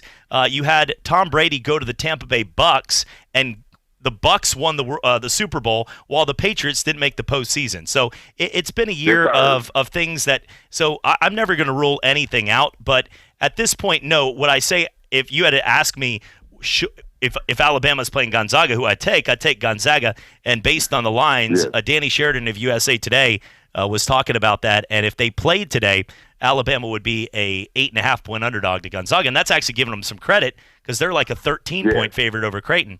I think this is one where they have a shot, but it is really hard to win a whole tournament when your game is shooting threes. You can. Virginia did it. But the defense, the way Alabama is able to play a pressure on the defensive side of the ball is something that is so undervalued of that team. They're one of the best and most efficient teams in the country on defensive possessions, and that will give them a shot in any game. I think they beat UCLA. They're on to the Elite Eight, but there's about 4 or 5 teams that I would pick in front of them to win it all. Because you still got Michigan in it, right? Yeah, and Florida State, Michigan's going to be that's going to be a battle right there. Yes, sir. I think the Elite Eight. No, go ahead. If Bama beat this weekend, if they beat UCLA, what 2 teams will be left for them to face in the Final 8? Who would it be? If that happens right now, where if they win the game, I think we're looking right now at the chances of. I want to make sure to get this right. I saw it earlier. Alabama beats UCLA. The next game that they would face the winner of the matchup with Florida State and Michigan. Yes. And then, so let's say Alabama wins, which I have them winning that game. I have Michigan beating Florida State, even though I wouldn't be shocked to see either team. So then Alabama plays Michigan. In the other bracket, Gonzaga plays Creighton. I expect them to beat Creighton. USC, Oregon. These are 2 teams that people are like, man, I didn't watch too many of the games this year, but these 2 teams can play. And, they're dominating teams. They're crushing teams right now, both of them. Yes, sir. I'm blowed that Oregon State's still in it. The Pac-12 has 4 teams right now. I mean, it's crazy. Nobody saw them doing anything except Bill Walton, and we just thought that's because he was high. But when it comes down, what was that? Because some of the schools got knocked off. Like, I think Oral Roberts beat 2 good teams. Yes, they did. And they did it in a fashion where those teams put up a bunch of points, but they couldn't stop them. Was it Amis, the point guard, and Okafor? These guys they can't be stopped. They both combined in the first 2 games, they've combined for over 100 points. And those guys are getting it done. But I think, honestly, the team and I think they want everybody to keep it silent. After what we saw against Illinois, and that's a good basketball team, Loyola Chicago can win it all. I mean, they actually could win it all. Yeah. Loyola Chicago? Sister Jean, baby. Yeah, they can get it done. Okay, because they was in it 3 years ago and made a run. Mm-hmm. To get to the Final Four, all they would have to do is beat Oregon State, which I think they will, and then either beat Syracuse or Houston. Now, Houston's got a really good defensive team. Houston and Loyola Chicago are very similar in style.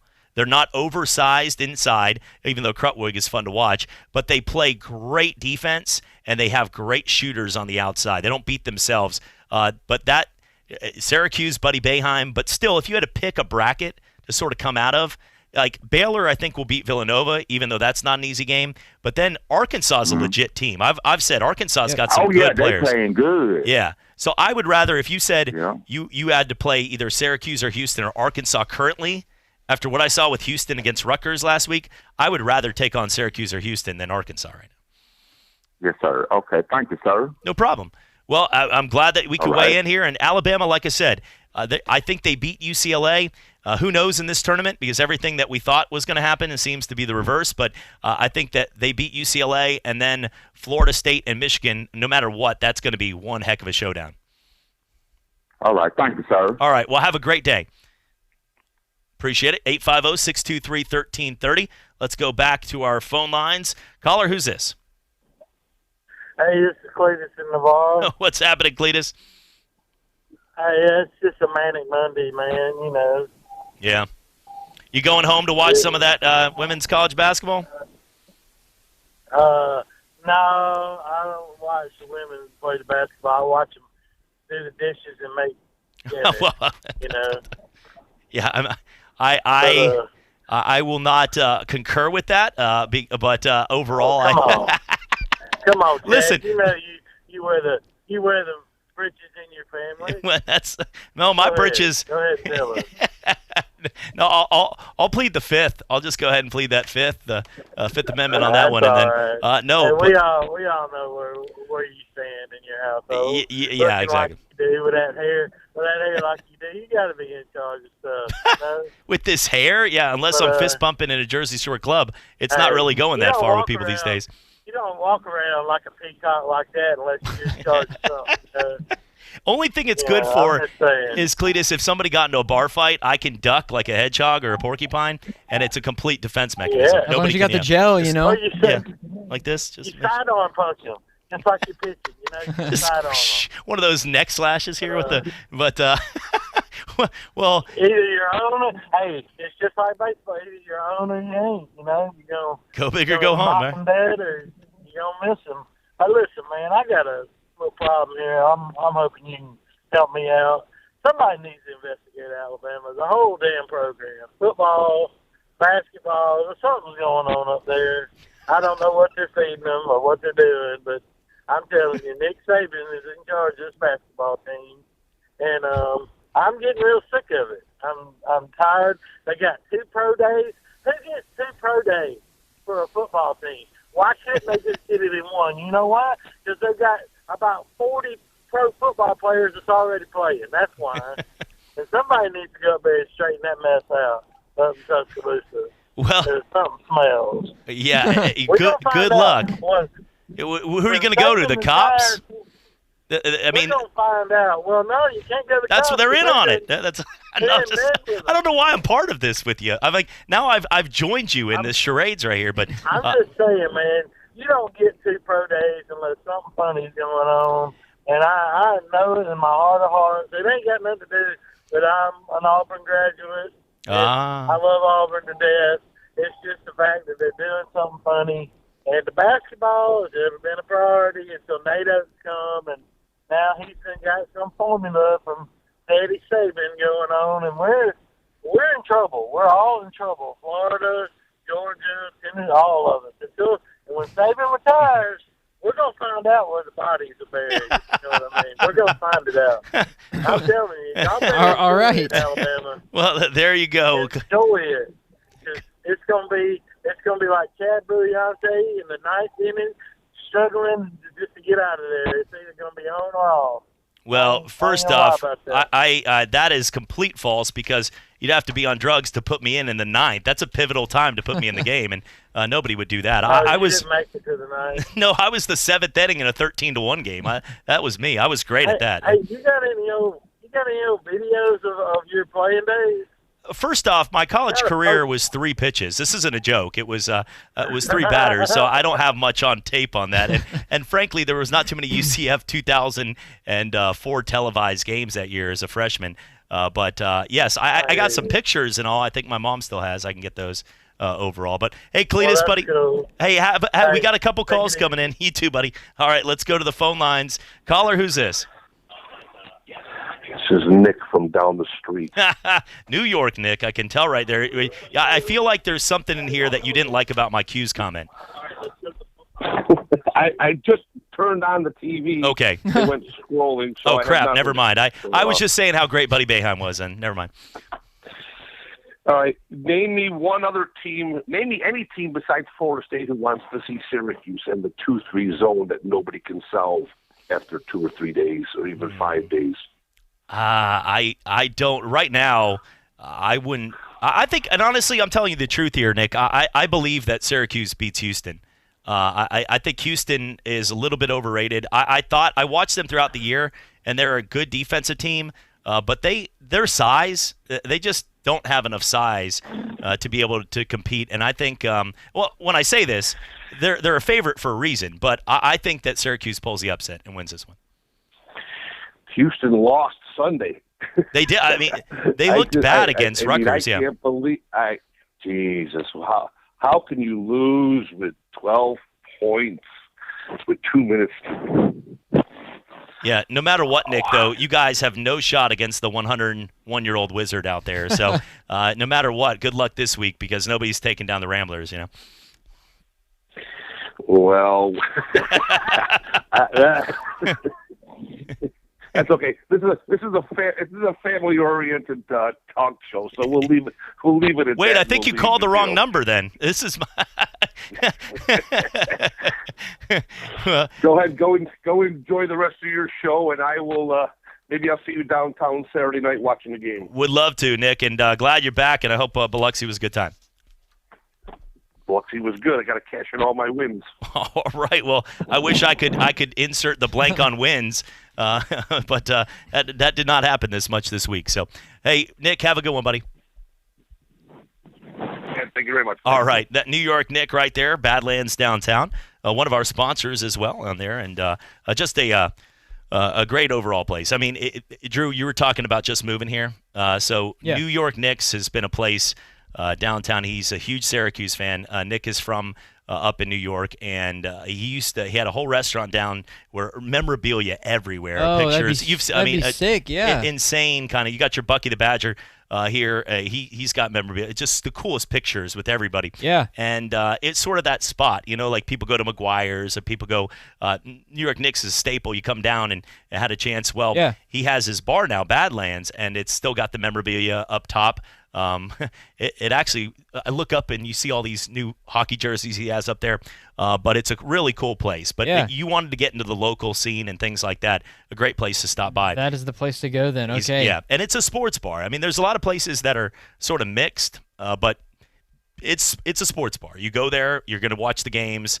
People are going to be watching all the March Madness tournaments, and it's going to be a lot of fun. But huge Syracuse fan. I legitimately think, though, that they're going to beat Houston. I really do. I think that they like we talked about. I mean, when they're on a roll, and it seems like Jim Boeheim, comparatively to Tom Izzo, always has his teams ready to go come March. And even if it seems like Syracuse sneaks in by the slimmest of margins, they find a way to beat a couple of teams that are seated higher than them. Yeah. And Syracuse are one of those teams. Obviously, Jim Boeheim, fantastic coach. Buddy Boeheim, his son, is a really good player, and they come to play defensively. If you're not ready to go, if you don't have a game plan on how to beat the zone, which it sounds, so you guys can't beat a zone, really. It's like, well, they play a zone that to play in that system, you have to be extremely in shape, because playing a zone, having done it, you get tired from running around all over the place. You have to have communication, and that's what helps make a zone as good as it is. I mean, Syracuse, if they're on with their defense, they compete with anybody, regardless of seed or anything like that. And as we've seen from this tournament, I wouldn't be surprised if they beat Houston. In my bracket, I had Houston going all the way to the championship game, but my bracket's torched. So go on ahead and win. And also, I would expect that he'd be wearing orange today, because it's Otto, the mascot's 25th birthday. It's also the 145th National Orange Day. Oh, look at that. And, I mean, They had a big tribute I saw on Twitter to Otto, the Syracuse mascot, who of course is a big orange, as Syracuse are the orange. So shout out to Syracuse and their mascot for a happy birthday. That's right. And I wouldn't be surprised if Syracuse even were to go on to beat Loyola too. Just saying, because I know Loyola are playing really Oregon good defense. State wants everybody to just be like, we're still in the tournament. Well, and which is they sneaked in by a slimmer margin than Syracuse did. They were the last team, I believe, that were in the tournament because of them pulling off that Pac-12 championship victory, which they would have not got them at Georgetown. No chance to get in if they don't win the tournament. But at the same time, Oregon State is a team that there has not been a moment in this tournament that they've felt like they were going to get beat. Like they dominated the whole game against Tennessee. And even when Oklahoma State made a little bit of a run with Cade Cunningham, one of the best players in the country, they were big early. They were up like 14, and then they cut it to 3, and then right back, and they won by 10. Like they just right. And these Beavers don't stink. Like I said, you have nothing to lose when you're a lower seed. You have absolutely nothing to lose. So you can throw the kitchen sink. The other team has to have that pressure. So Houston, Antonio Brown did throw a kitchen sink. Oh, never mind. That was a futon. Well, if Houston is down, they have that pressure. Syracuse is like, look, we're a double-digit seed. We're just trying to make a run. Loyola Chicago is in the catbird seat of being a favorite this time, so not that they can't handle pressure, but Oregon State is in that situation where you just go out and play, and if you win, fantastic. If you're down big, then you, of course, want to win, but nobody really expected you to get this far in the first place. So I think that they can be happy with at least where they're at right now. Well, right now I got 3 of my 4 teams still left. I had Baylor and Gonzaga, and everyone's like, oh, well, that's way to go out on a limb. I'm like, first off, shut up. But those are do not judge me. Those are the 2 most dominant teams that we've seen yeah. from this season. So it makes sense that a lot of people have Baylor and Gonzaga in that championship. And people need to understand, we like parity until we don't. And what I mean by that is we like to see parity. Like we like to see Loyola Chicago take down Illinois.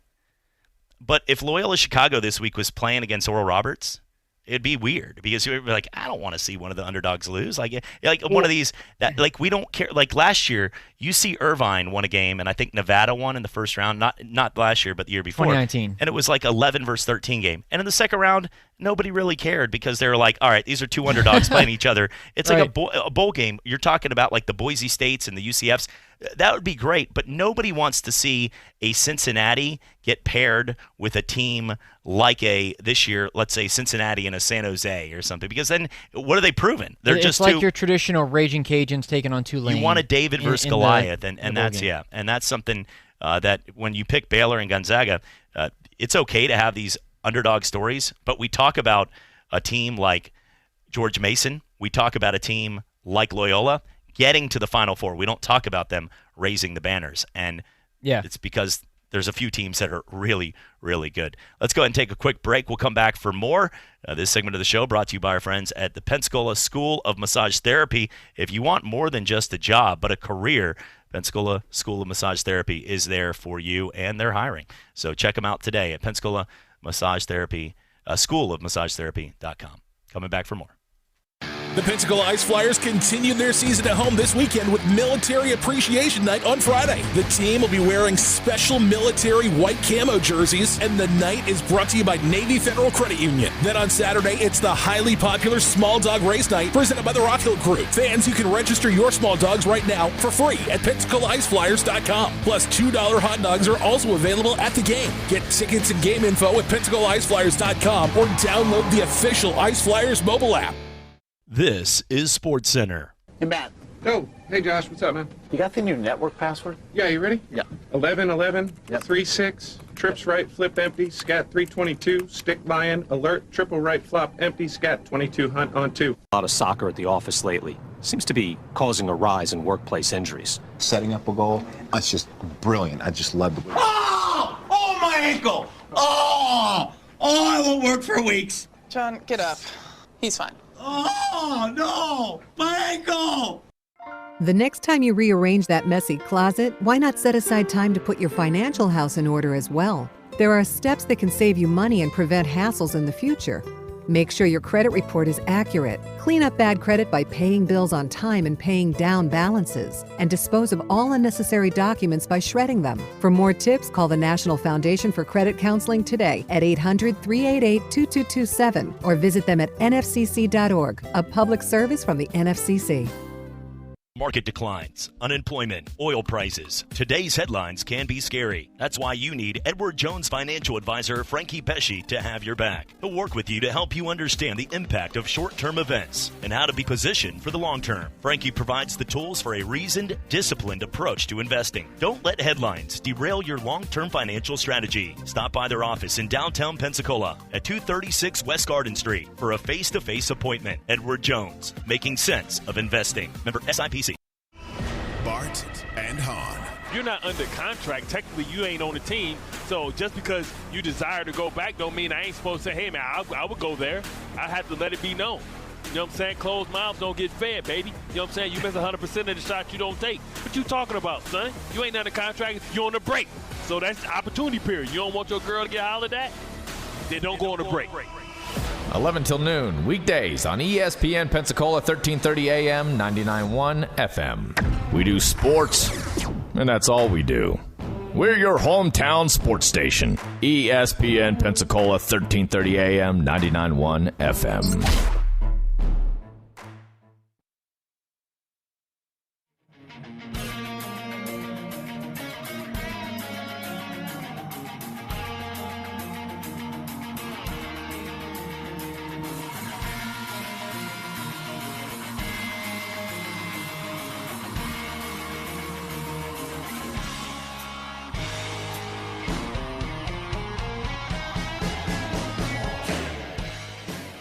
Welcome back. Sports Drive, ESPN Pensacola, 1330 AM, 99.1 FM. Chad Brillante alongside Drew, having some fun with you here on this Wednesday afternoon. Did talk to Gene Stallings earlier, and he'll be joining us next Wednesday on the show. Thanks again for earlier on the show. We were joined by a professional eater, and Randy joined us to break down his tournament. It's actually going on right now over at Sammy Barker's, but is about to eat what? He said 100 ounces? 100 ounces of burgers, 10 huge patties, and he's going to crush them, 10 burgers, and I think it was like a couple minutes or whatever, but he does ridiculous. I mean, the places he gets to see and travel to, though. I mean, amazing. Yeah, he's a wingman. Just be like, go.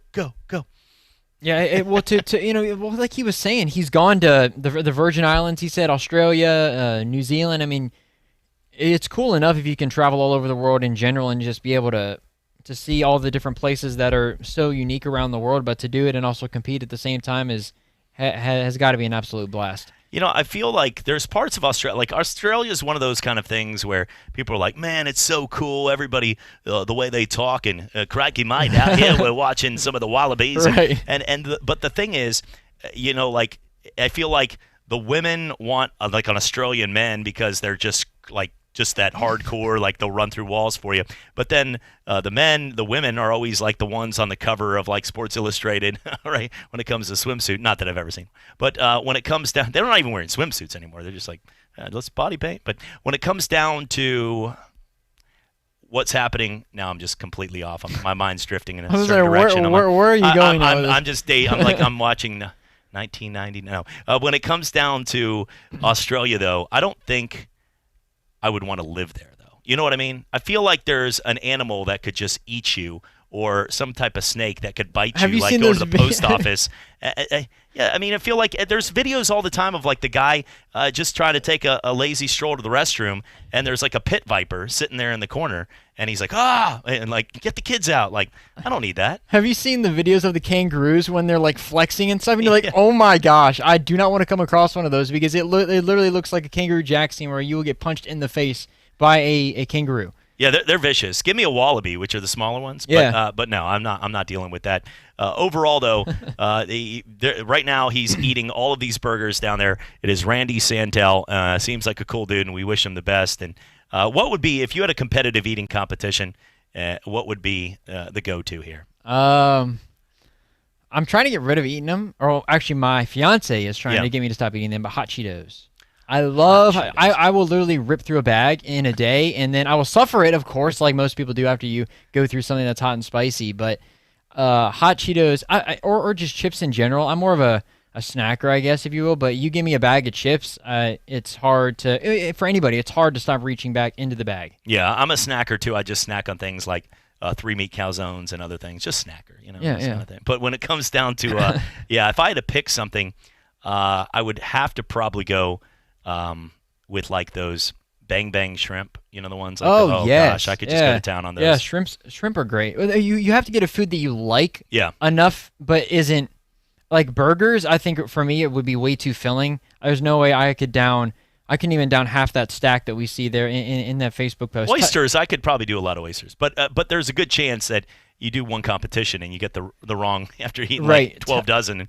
Tacos would probably be, if I picked an entree, tacos would probably be the one for me that I would try. But see, that's a stiff competition because you get in line, Buster. But for tacos, you're going up against like a sea of people where the first two choices that we chose, more than likely nobody's going to want to do that competition because we're going to have heartburn within like the first time doing it. I mean, correct. If 3 or 4 bags of spicy Cheetos and more than likely you win, but you're going to lose. Same thing with me with Bang Bang shrimp. So the competitions we pick, people are like, nah, I'm good. Like, you guys go to town on those. I've seen 5 baskets. Good luck tonight. But overall, those are the ones. Sushi would probably be another one that would be fun, but once again, you get a bad batch. Beer, I guess we can just throw that in. That's not a food. Shut up. I want that competition. There's a lot of people who would love to enter a beer drinking competition. I'm sure. Me, I mean, I'm not a beer drinker like that. I'm not a drinker like that in general. I will have a beer or two, but I'm not going to go full fledged like some people. My brother being one of them. If your name was Deborah and you were an extremely good drinker, would you call yourself Debbie Downer? Do you think that would work? That'd be a great nickname. And if you were to go on tour for competitions, right there, I mean, goodness, yeah. You always have like a grumpy cat face. You could get your own hashtag. Might change my name to Deborah. I'll call Bruce Jenner, see how to do that. Looking right now at some of the things going on right now. We talked about a couple things in the news today. A couple re-signings in free agent market in the NFL as Ndamukong Suh took one step forward, not on someone's face, and a Thankfully. 1-year, $10 million deal. So do you still look at him, when you think of Ndamukong Suh, is the first reaction like a villain type role? Yes. Or, okay, that was easy enough. But I think of him as a villain, but I also remember him from when he was at Nebraska, and he was just a beast. He was a freak. When he was at Nebraska, I remember, of course, this is when they were in the Big 12 still, which some people who actually, even Nebraska people, we need to be in the Pac, back in the Big 12, because Colorado, they recently reinvigorated that matchup between the two schools. I think them, and then also playing Texas, I think would be a pretty big deal for Nebraska fans. I think we look at a lot of that, Drew. The point you just made, and Nick called earlier down at New York, Nick, and Badlands is going to be a great place if you're looking to watch the games this week for March Madness, as Syracuse will be there, so it'll be even more of a party with Nick. But, I bet if he was here, he would say the same thing. Like, Syracuse fans still look at the rivalries with UConn. In the Big East. The Big East rivals. That's what, I mean, I think. They had some great games in those Big East tournaments. Yeah, but our mindsets, same thing what you just talked about when you talked about Nebraska. I still think of Nebraska versus Texas or Oklahoma. I don't think Nebraska versus Michigan. Versus Wisconsin or Northwestern. It's like, and the same thing with Maryland versus Duke. Like, I think of Maryland Duke and all those great battles with Gary Williams and Coach K, where, gosh, I feel like Maryland could never win. The referees down in, there were some games where they were beating the crap out of Duke, and the refs would come in like, blocking foul, be like, it's a timeout, brother. Like, but they just found a way to get Duke into some of those games. But I'll tell you though, one thing is those matchups, I still look at that as like, and now one's in the ACC where really, they try to make something like Maryland in the Big Ten versus Rutgers Wisconsin. in the Big Ten is also pretty. Well, the ones that I'm getting. Well, Rutgers shouldn't really. I'm not. I don't think of rivalries with Rutgers. I just think, that's the team we beat. Well, one of the, I guess, two of the teams, Missouri, I'm getting more used to being in the SEC, but that still is another team that where they're located, they fit well with Kentucky, so it makes more sense. Texas A&M, they're in the SEC now. I don't really remember much from when they were in the Big 12. But so, and especially now with Jimbo Fisher being there, I mean, Texas A&M likely will be one of the teams to put a bit of a test towards Alabama in the next couple of seasons, just because Jimbo is such a good recruiter. Yeah. And UCF and Alabama in the rivalry of who actually won the 2017 national title. Is that what you weren't going there? I was not going there. Because again, I'm not a UCF grad, so I don't have that. Yeah. I don't have that in my back pocket. I just like to poke the bear a couple times. Yeah, and the bear's looking down on me, be like, you son of a, like, say that one more time, I'm listening. But no, it's it's always going to be fun. I'm never gonna. Yeah, it's actually better that we won and didn't have to play one of the big dogs. Like Auburn was, but not the same as some of the other teams. So Alabama, right? Hey, so because we would have lost, but now we just get to act like, hey. Yeah, it's like that game that got canceled in the first round. VCU lost to Oregon, so Oregon's like, we'll take it. And they obviously showed that they're good enough. I mean, if they played like that against VCU, it probably wouldn't have been much of a contest either. I actually almost started crying though for Luka Garza. I was watching that game. And, I felt man, the guy, he put up like he did everything. He had an absolutely incredible season.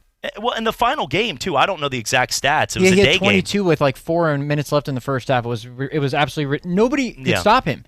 Nobody could stop him. He poured his heart out to try to win that game, and I think the final score was like 95-80.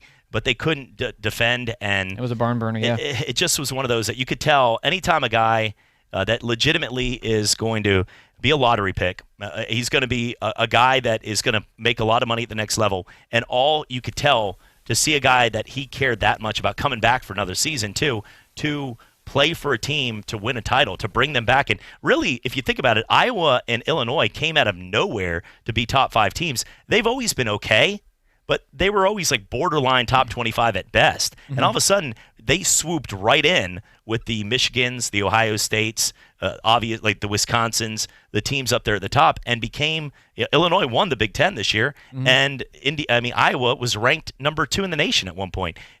They immediately became a contender, and it just Oregon was the better team. I mean, I watched that game, yes, but I'm telling you, it sucks when you see a guy that truly cares that much. We're losing that in sports a lot. Not everywhere. There's still kids out there, the emotion, but losing where he's more worried that his run at a national title ended and he poured his heart out and did everything he could to win that game for him. And he's going to have a dream life, and he cares just as much about that team. Those are the kind of good kids out there that they don't grow on trees. Yeah. I think that's something that in college sports it still exists, and I hope it stays because people can argue that this is a good reason why college athletes aren't paid because you're there to play the sport that you have. I mean, there's no of course name, image, and likeness. There's nothing to no churches in Georgia that go up in $200,000 envelopes. There's no way for you to, I guess, not promote yourself, but there's no quote unquote ego attached to I need to make money while I'm here. It's solely you're playing the game because you want to get to the next level, and it's just the game. So when you get as dedicated to a school like Iowa, I mean, Garza being a guy that's been there for his entire career, it's not like he's been a one and done. No. And because a lot of times the one and done's like, I'm going to the NBA, so it's all good. Those guys traditionally who are there I don't think Anthony Davis was crying. No. Kentucky. Those guys who are there for 3 or 4 years are the ones that you typically see. And if Loyola Chicago were to go down, I mean, you would expect some sort of emotion from those guys because, I mean, up until they got to that school, they were probably nothing to a lot of these big schools. I mean, they got an opportunity and they're giving their all for the school that offered them a chance, and I think it means a lot to them that when their time ends there, it really draws some emotion out. And Sister Jean saw their great-grandparents play on that same court, and she's been around there to say stories of watching 6 generations of Crudwigs out on the court. We're coming back for more Sports Drive on ESPN Pensacola and on Blab TV. What'd you do this time, Brad? I'm in the doghouse after my hunting trip last weekend. Yeah, I was too. I blew off our date. How'd you get out of the doghouse? Stillwater's Day and Medical Spa. I got her a gift card. It took 3 minutes at swmedspa.com. She booked it this Saturday. Saturday? So 9 holes then? Tee times at 8. To enjoy a hassle-free guys weekend, treat her to a gift card from Stillwater's Day and Medical Spa. Follow Stillwater's on Facebook or Instagram to enter contests and win great prizes. Or visit swmedspa.com.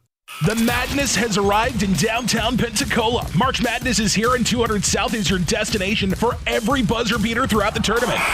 200 South, home to World of Beer, Blend Lounge, Taco Agave, and Graffiti Pizza, has all 4 bars ready for every watch party throughout March Madness. So grab a seat, order a drink, and cheer on your team to victory. Yet another huge upset. Busted brackets are welcome too. 200 South, downtown Pensacola, your home for March Madness all tournament long. Sports Call with Davis and Justin. E.G. Liddell, he was receiving such huge hate, death threats. This is why we call it March Madness, is that these upsets happen. Is it a reason why we should go attack a player who's 20, still living out his best years of life and his athletic career, that we need to go just blow him up and just say these absolute horrible things to him? No. He's a human. 11 to 1 every Saturday on ESPN Pensacola, 1330 AM, 99.1 FM. Are you a veteran or first responder? At Dutchman's in Foley, they support the uniformed men and women who serve our country and communities. As a veteran or first responder, you qualify for a 10% discount on your purchase of any Husqvarna power equipment. Whether you're starting a business or maintaining your property, you can count on Husqvarna. Find out why Husqvarna is the brand trusted by the pros. Come see Michael at Dutchman's on Highway 98 in Foley, just east of the Foley Beach Express, or check him out online at thedutchmanslawn.com.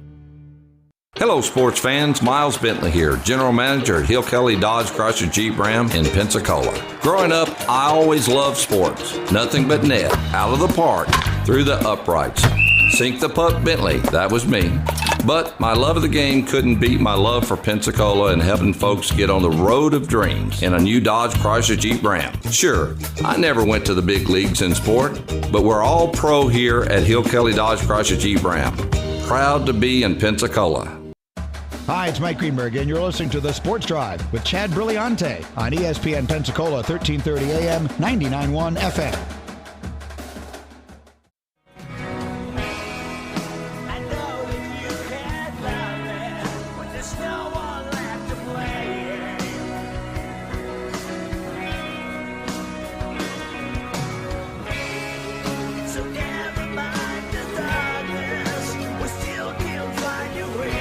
Welcome back. Sports Drive on ESPN Pensacola, 1330 AM, 99.1 FM, simulcast on Blab TV. Chad Brillante, Drew with you here on this Wednesday afternoon. Hardest part of the show always for me is the pause, as you could tell, is finding out what day it is. It's right. Always been. I talked for 2 hours. This computer is actually a prop right now. It doesn't work. These are blank pieces of paper. If we zoomed in, well, that one actually has the different records on it, but these are just pieces of paper in here. And the thing is, we can do a show. We did the show earlier for Coach K. Others, no notes. But the difference is, you get this. Try to find out what day it is. I'm like, oh crap! But it's like the littlest things right there. They skip over. It's Wednesday, by the way. Getting to hump day. Hump day, right. Camel needs to go, right? Are we like they're trying to bring back some of the commercials for like the NCAA tournament with Charles, like Indianapolis, you know, in the Indiana, not Maryland. But it's some of these commercials that are coming back. Like I feel like I've seen the one with the Scoop, there it is, or whatever, for the Geico commercial with the it was funny at first, and now I've seen it like 8,000 times. But the one with the hump day camel. Bring it back or let it go?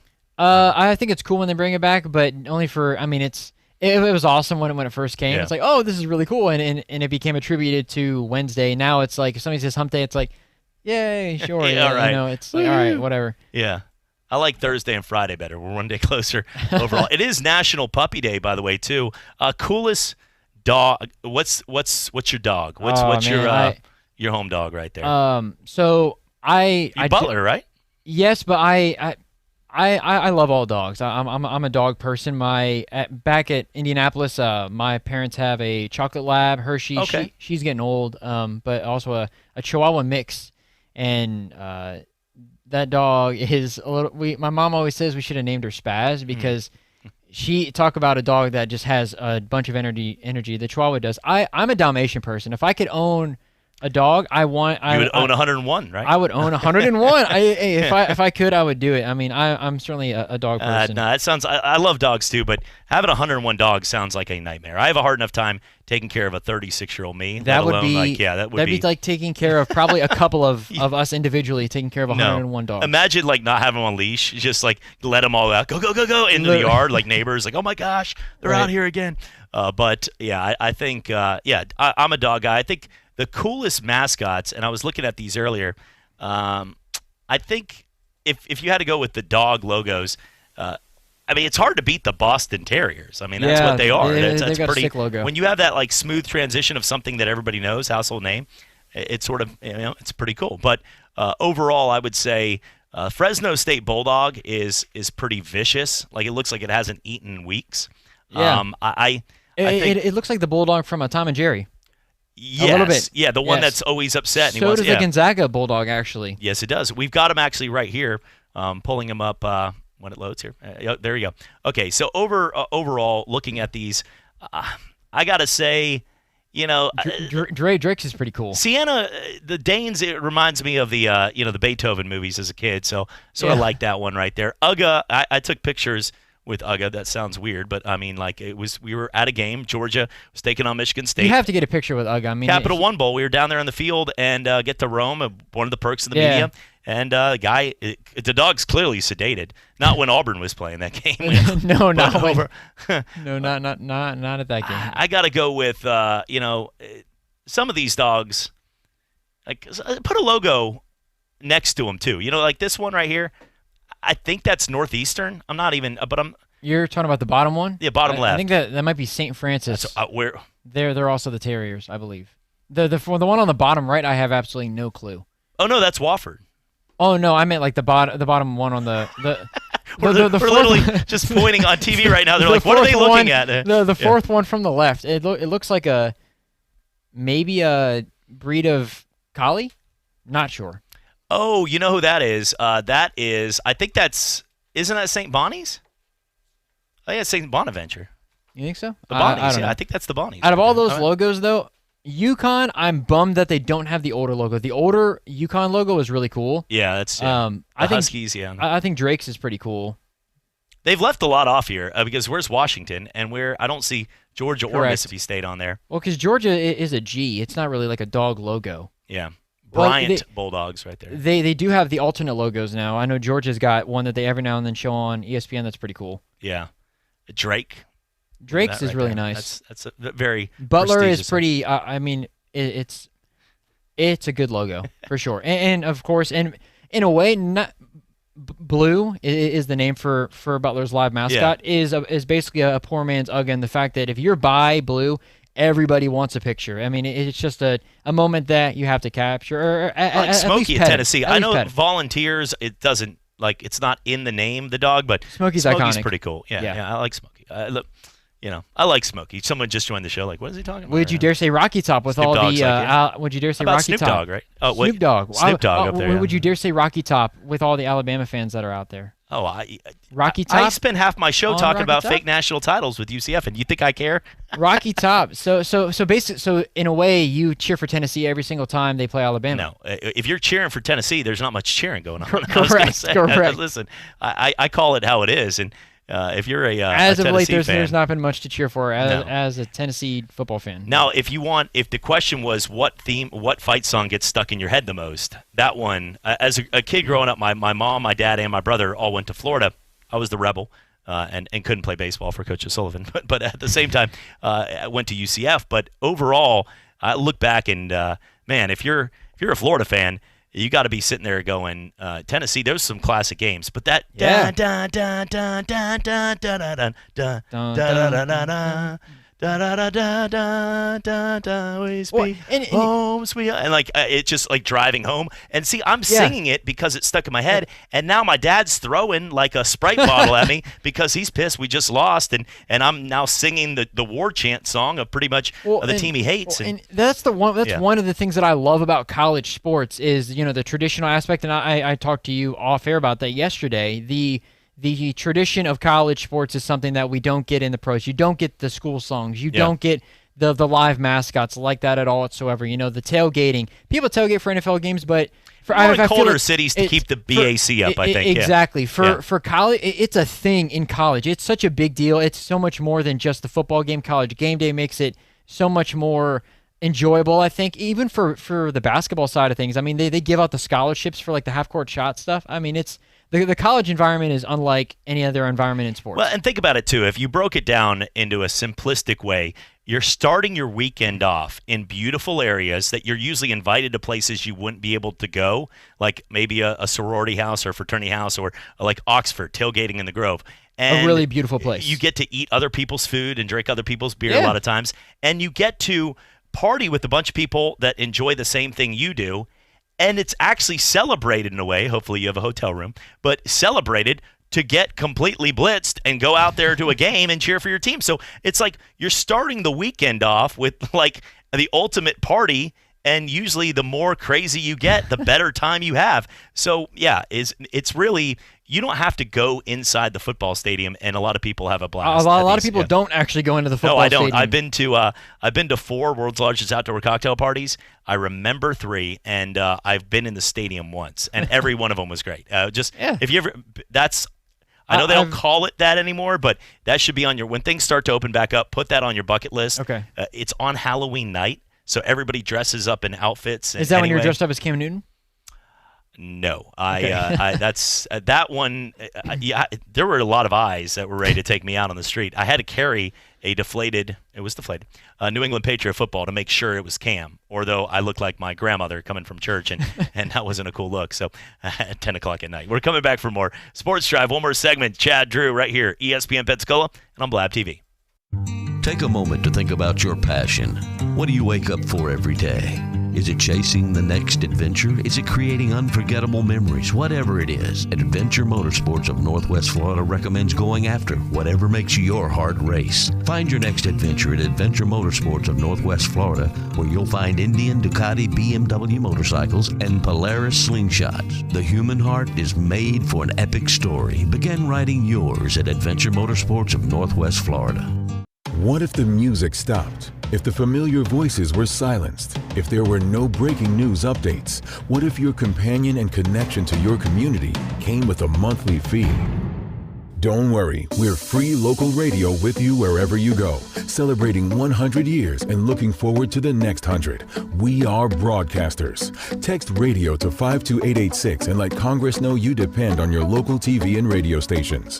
This message furnished by the National Association of Broadcasters. Hello, sports fans. Miles Bentley here, General Manager at Hill Kelly Dodge Chrysler Jeep Ram in Pensacola. Growing up, I always loved sports. Nothing but net, out of the park, through the uprights. Sink the puck, Bentley. That was me. But my love of the game couldn't beat my love for Pensacola and helping folks get on the road of dreams in a new Dodge Chrysler Jeep Ram. Sure, I never went to the big leagues in sport, but we're all pro here at Hill Kelly Dodge Chrysler Jeep Ram. Proud to be in Pensacola. Are you or a friend in trouble with the law? A family member in jail? Call Bail Bonds by Billy Clark today. Or maybe you have a warrant out for your arrest. Call Bail Bonds by Billy Clark today. They'll take you through the process with confidential and friendly service. Bail Bonds by Billy Clark has professional agents that'll make the process smooth, and they offer several different payment plans to fit your budget needs. So call Bail Bonds by Billy Clark today, and they'll get you out of jail fast. Bail Bonds by Billy Clark. Looking for future leaders we can believe in? Look no further than the high school student athletes right here in Florida.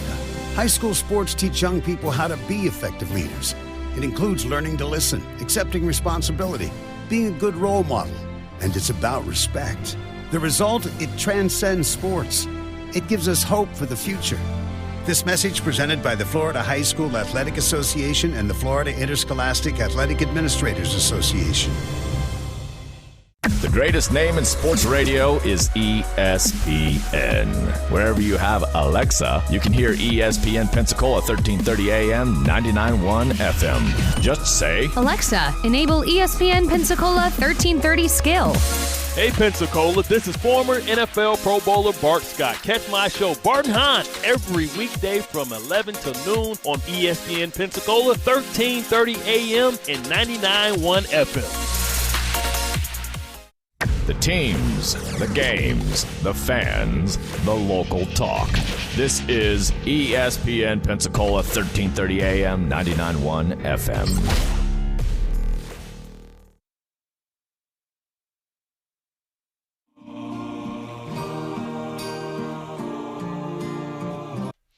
And welcome back. Sports Drive right here on ESPN Pensacola, 1330 AM, 99.1 FM, simulcast on Blab TV. Chad Brillante and Drew with you. Everybody back at the Blab TV studios. Thank you guys, whether Eric, Andrew, whoever's back there. You guys appreciate it, as always. 850-623-1330 is the number. JP always used to laugh at me. I'd give out the number with like 1 minute to go in the show. And he's like, what are you doing, man? Like, even if they call, you're not putting them on. I know we have some local sports and some stuff going on as well. So, Drew, take it away. Yeah, a big game tonight on the station. The Nets and the Jazz, obviously two of the best teams in the NBA, taking on each other tonight at 8:30. That'll be on the station. April 4th, something to look ahead to if you're a baseball fan. We will have the White Sox and the Angels be playing. They will be playing at 6:30. As far as high school baseball, this week we've got some matchups. Navarre and Fort Walton Beach this Friday, right after the show. We'll be live for that matchup at 7 p.m. And then on Saturday, we have two matchups, Navarre and West Florida, and Fort Walton Beach and Tate back-to-back right here on ESPN Pensacola. Nice. Great lineup up there. Appreciate Davis, Jeremy, all the folks, yourself and Justin, everybody that does a lot behind the scenes to make this happen. And always cool. As being local sports and what we do here for the community, anytime we get a chance to do high school games, always great to add to already the big hitters, which are, the games. Major League Baseball. So I'm excited about that. I'm a baseball guy. I know it's sort of a dying breed throughout a lot of the younger generation, but now baseball, I can still sit down and watch. There are times it's boring, and if you are like a fan of a Red Sox team that is horrible at pitching, which they are right now, and they're down 7-0 in like the second inning, it's really hard to be like, okay, baby, like in a regular season game against Baltimore. But I do. I'll watch the whole thing and suffer through it. Well, and for me, I always get amped up for opening day. Yeah. And then for being in Indianapolis, we have a AAA team, so I'll go to some Indianapolis Indians games. It's a whole lot of fun, but my attachment to an MLB team is just not there. Yeah. But then when October rolls around and September we got playoff baseball, I am all in on MLB. My dad is a big Houston Astros fan, which I give him a joke or two about the trash can situation. But, I mean, I just pick a team and roll with it. Well, that's awesome. Well, hey, Drew, appreciate the show, and we'll a talk to you tomorrow. All right, for Drew, I'm Chad Brillante. For everybody back at Blab TV, this has been the Sports Drive here on ESPN Pensacola and simulcast on Blab TV. Have a great rest of your Wednesday night, and as always, God bless.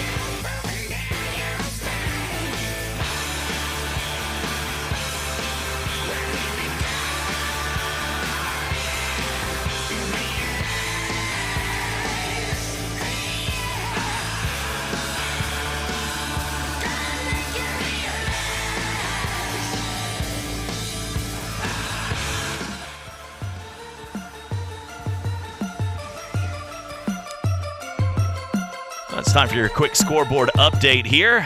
Right now in the NBA, Indiana with a 49-44 lead over Detroit. Everybody beats Detroit. Milwaukee 22, Boston 18. Boo. Toronto 27 and Denver 20 right now in the first quarter. Tonight, the Magic will lose to the Suns.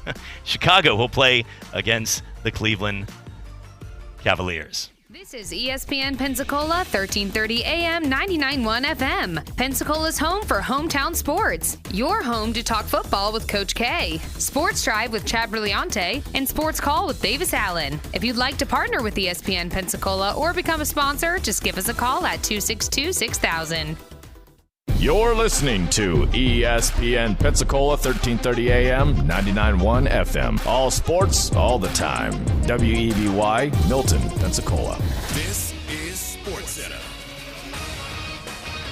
Hello there. I'm Mark Robbins. We got the big ESPN NBA doubleheader going on. Game 1 on ESPN television right now. First quarter in Milwaukee for the Bucks and the Celtics. And it's Milwaukee up 5 about 8 minutes in. Coming up, Game 2 between Brooklyn and the Utah Jazz. James Harden listed as questionable due to a sore back. But listening to him last night after scoring 25 points and having 17 assists in Portland, there's no question in his mind. In basketball, everything isn't going to be perfect. You know, whether it's playing through injuries or playing banged up. I love the hoop. I love to go out there and being there for my teammates. I feel like if I'm on the court, my teammates have a better chance of winning. That's the Nets' James Harden. ESPN radio coverage. Brooklyn and Utah begins 9:30 p.m. Eastern on the ice in the NHL. The Bruins are back practicing after postponing 2 games because 5 players were in COVID-19 protocol. Boston scheduled to host the New York Islanders on Thursday night. In the NFL, ESPN's Adam Schefter reports T.Y. Hilton will re-sign with the Colts, a 1-year deal. He spent his entire career to this point in Indianapolis. And the Patriots are re-signing running back James White to a 1-year deal. And ESPN's Mike Reese says the Pats are finalizing a 4-year deal to re-sign defensive tackle Lawrence Guy. ESPN baseball insider Jeff Passan says the Astros are extending the contract of pitcher Lance McCullers. The deal, 5 years for $85 million. Thursday, it's the NBA trade deadline, and we will get you set. Will any move be made that changes the balance of power, changes who's going to win the title? Find out with me, Greeny, starting 10 a.m. Eastern on ESPN Radio and ESPN+.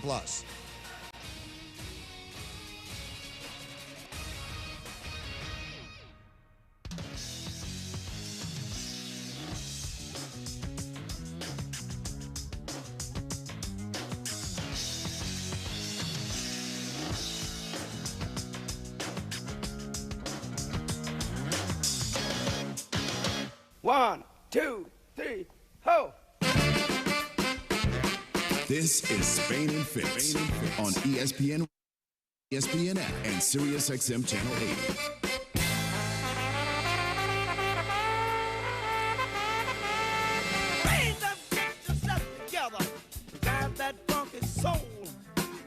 Oh, it's so fun to be in Chicago when Loyola Chicago is doing their thing, and they're doing it again after a huge win over Illinois. It's Spain and Fitz, Sarah Spain, Jason Fitz, ESPN Radio, ESPN app, SiriusXM Channel 80. Nets Jazz coming up at 9:30 Eastern on ESPN Radio. James Harden out due to neck soreness. That's new info on that.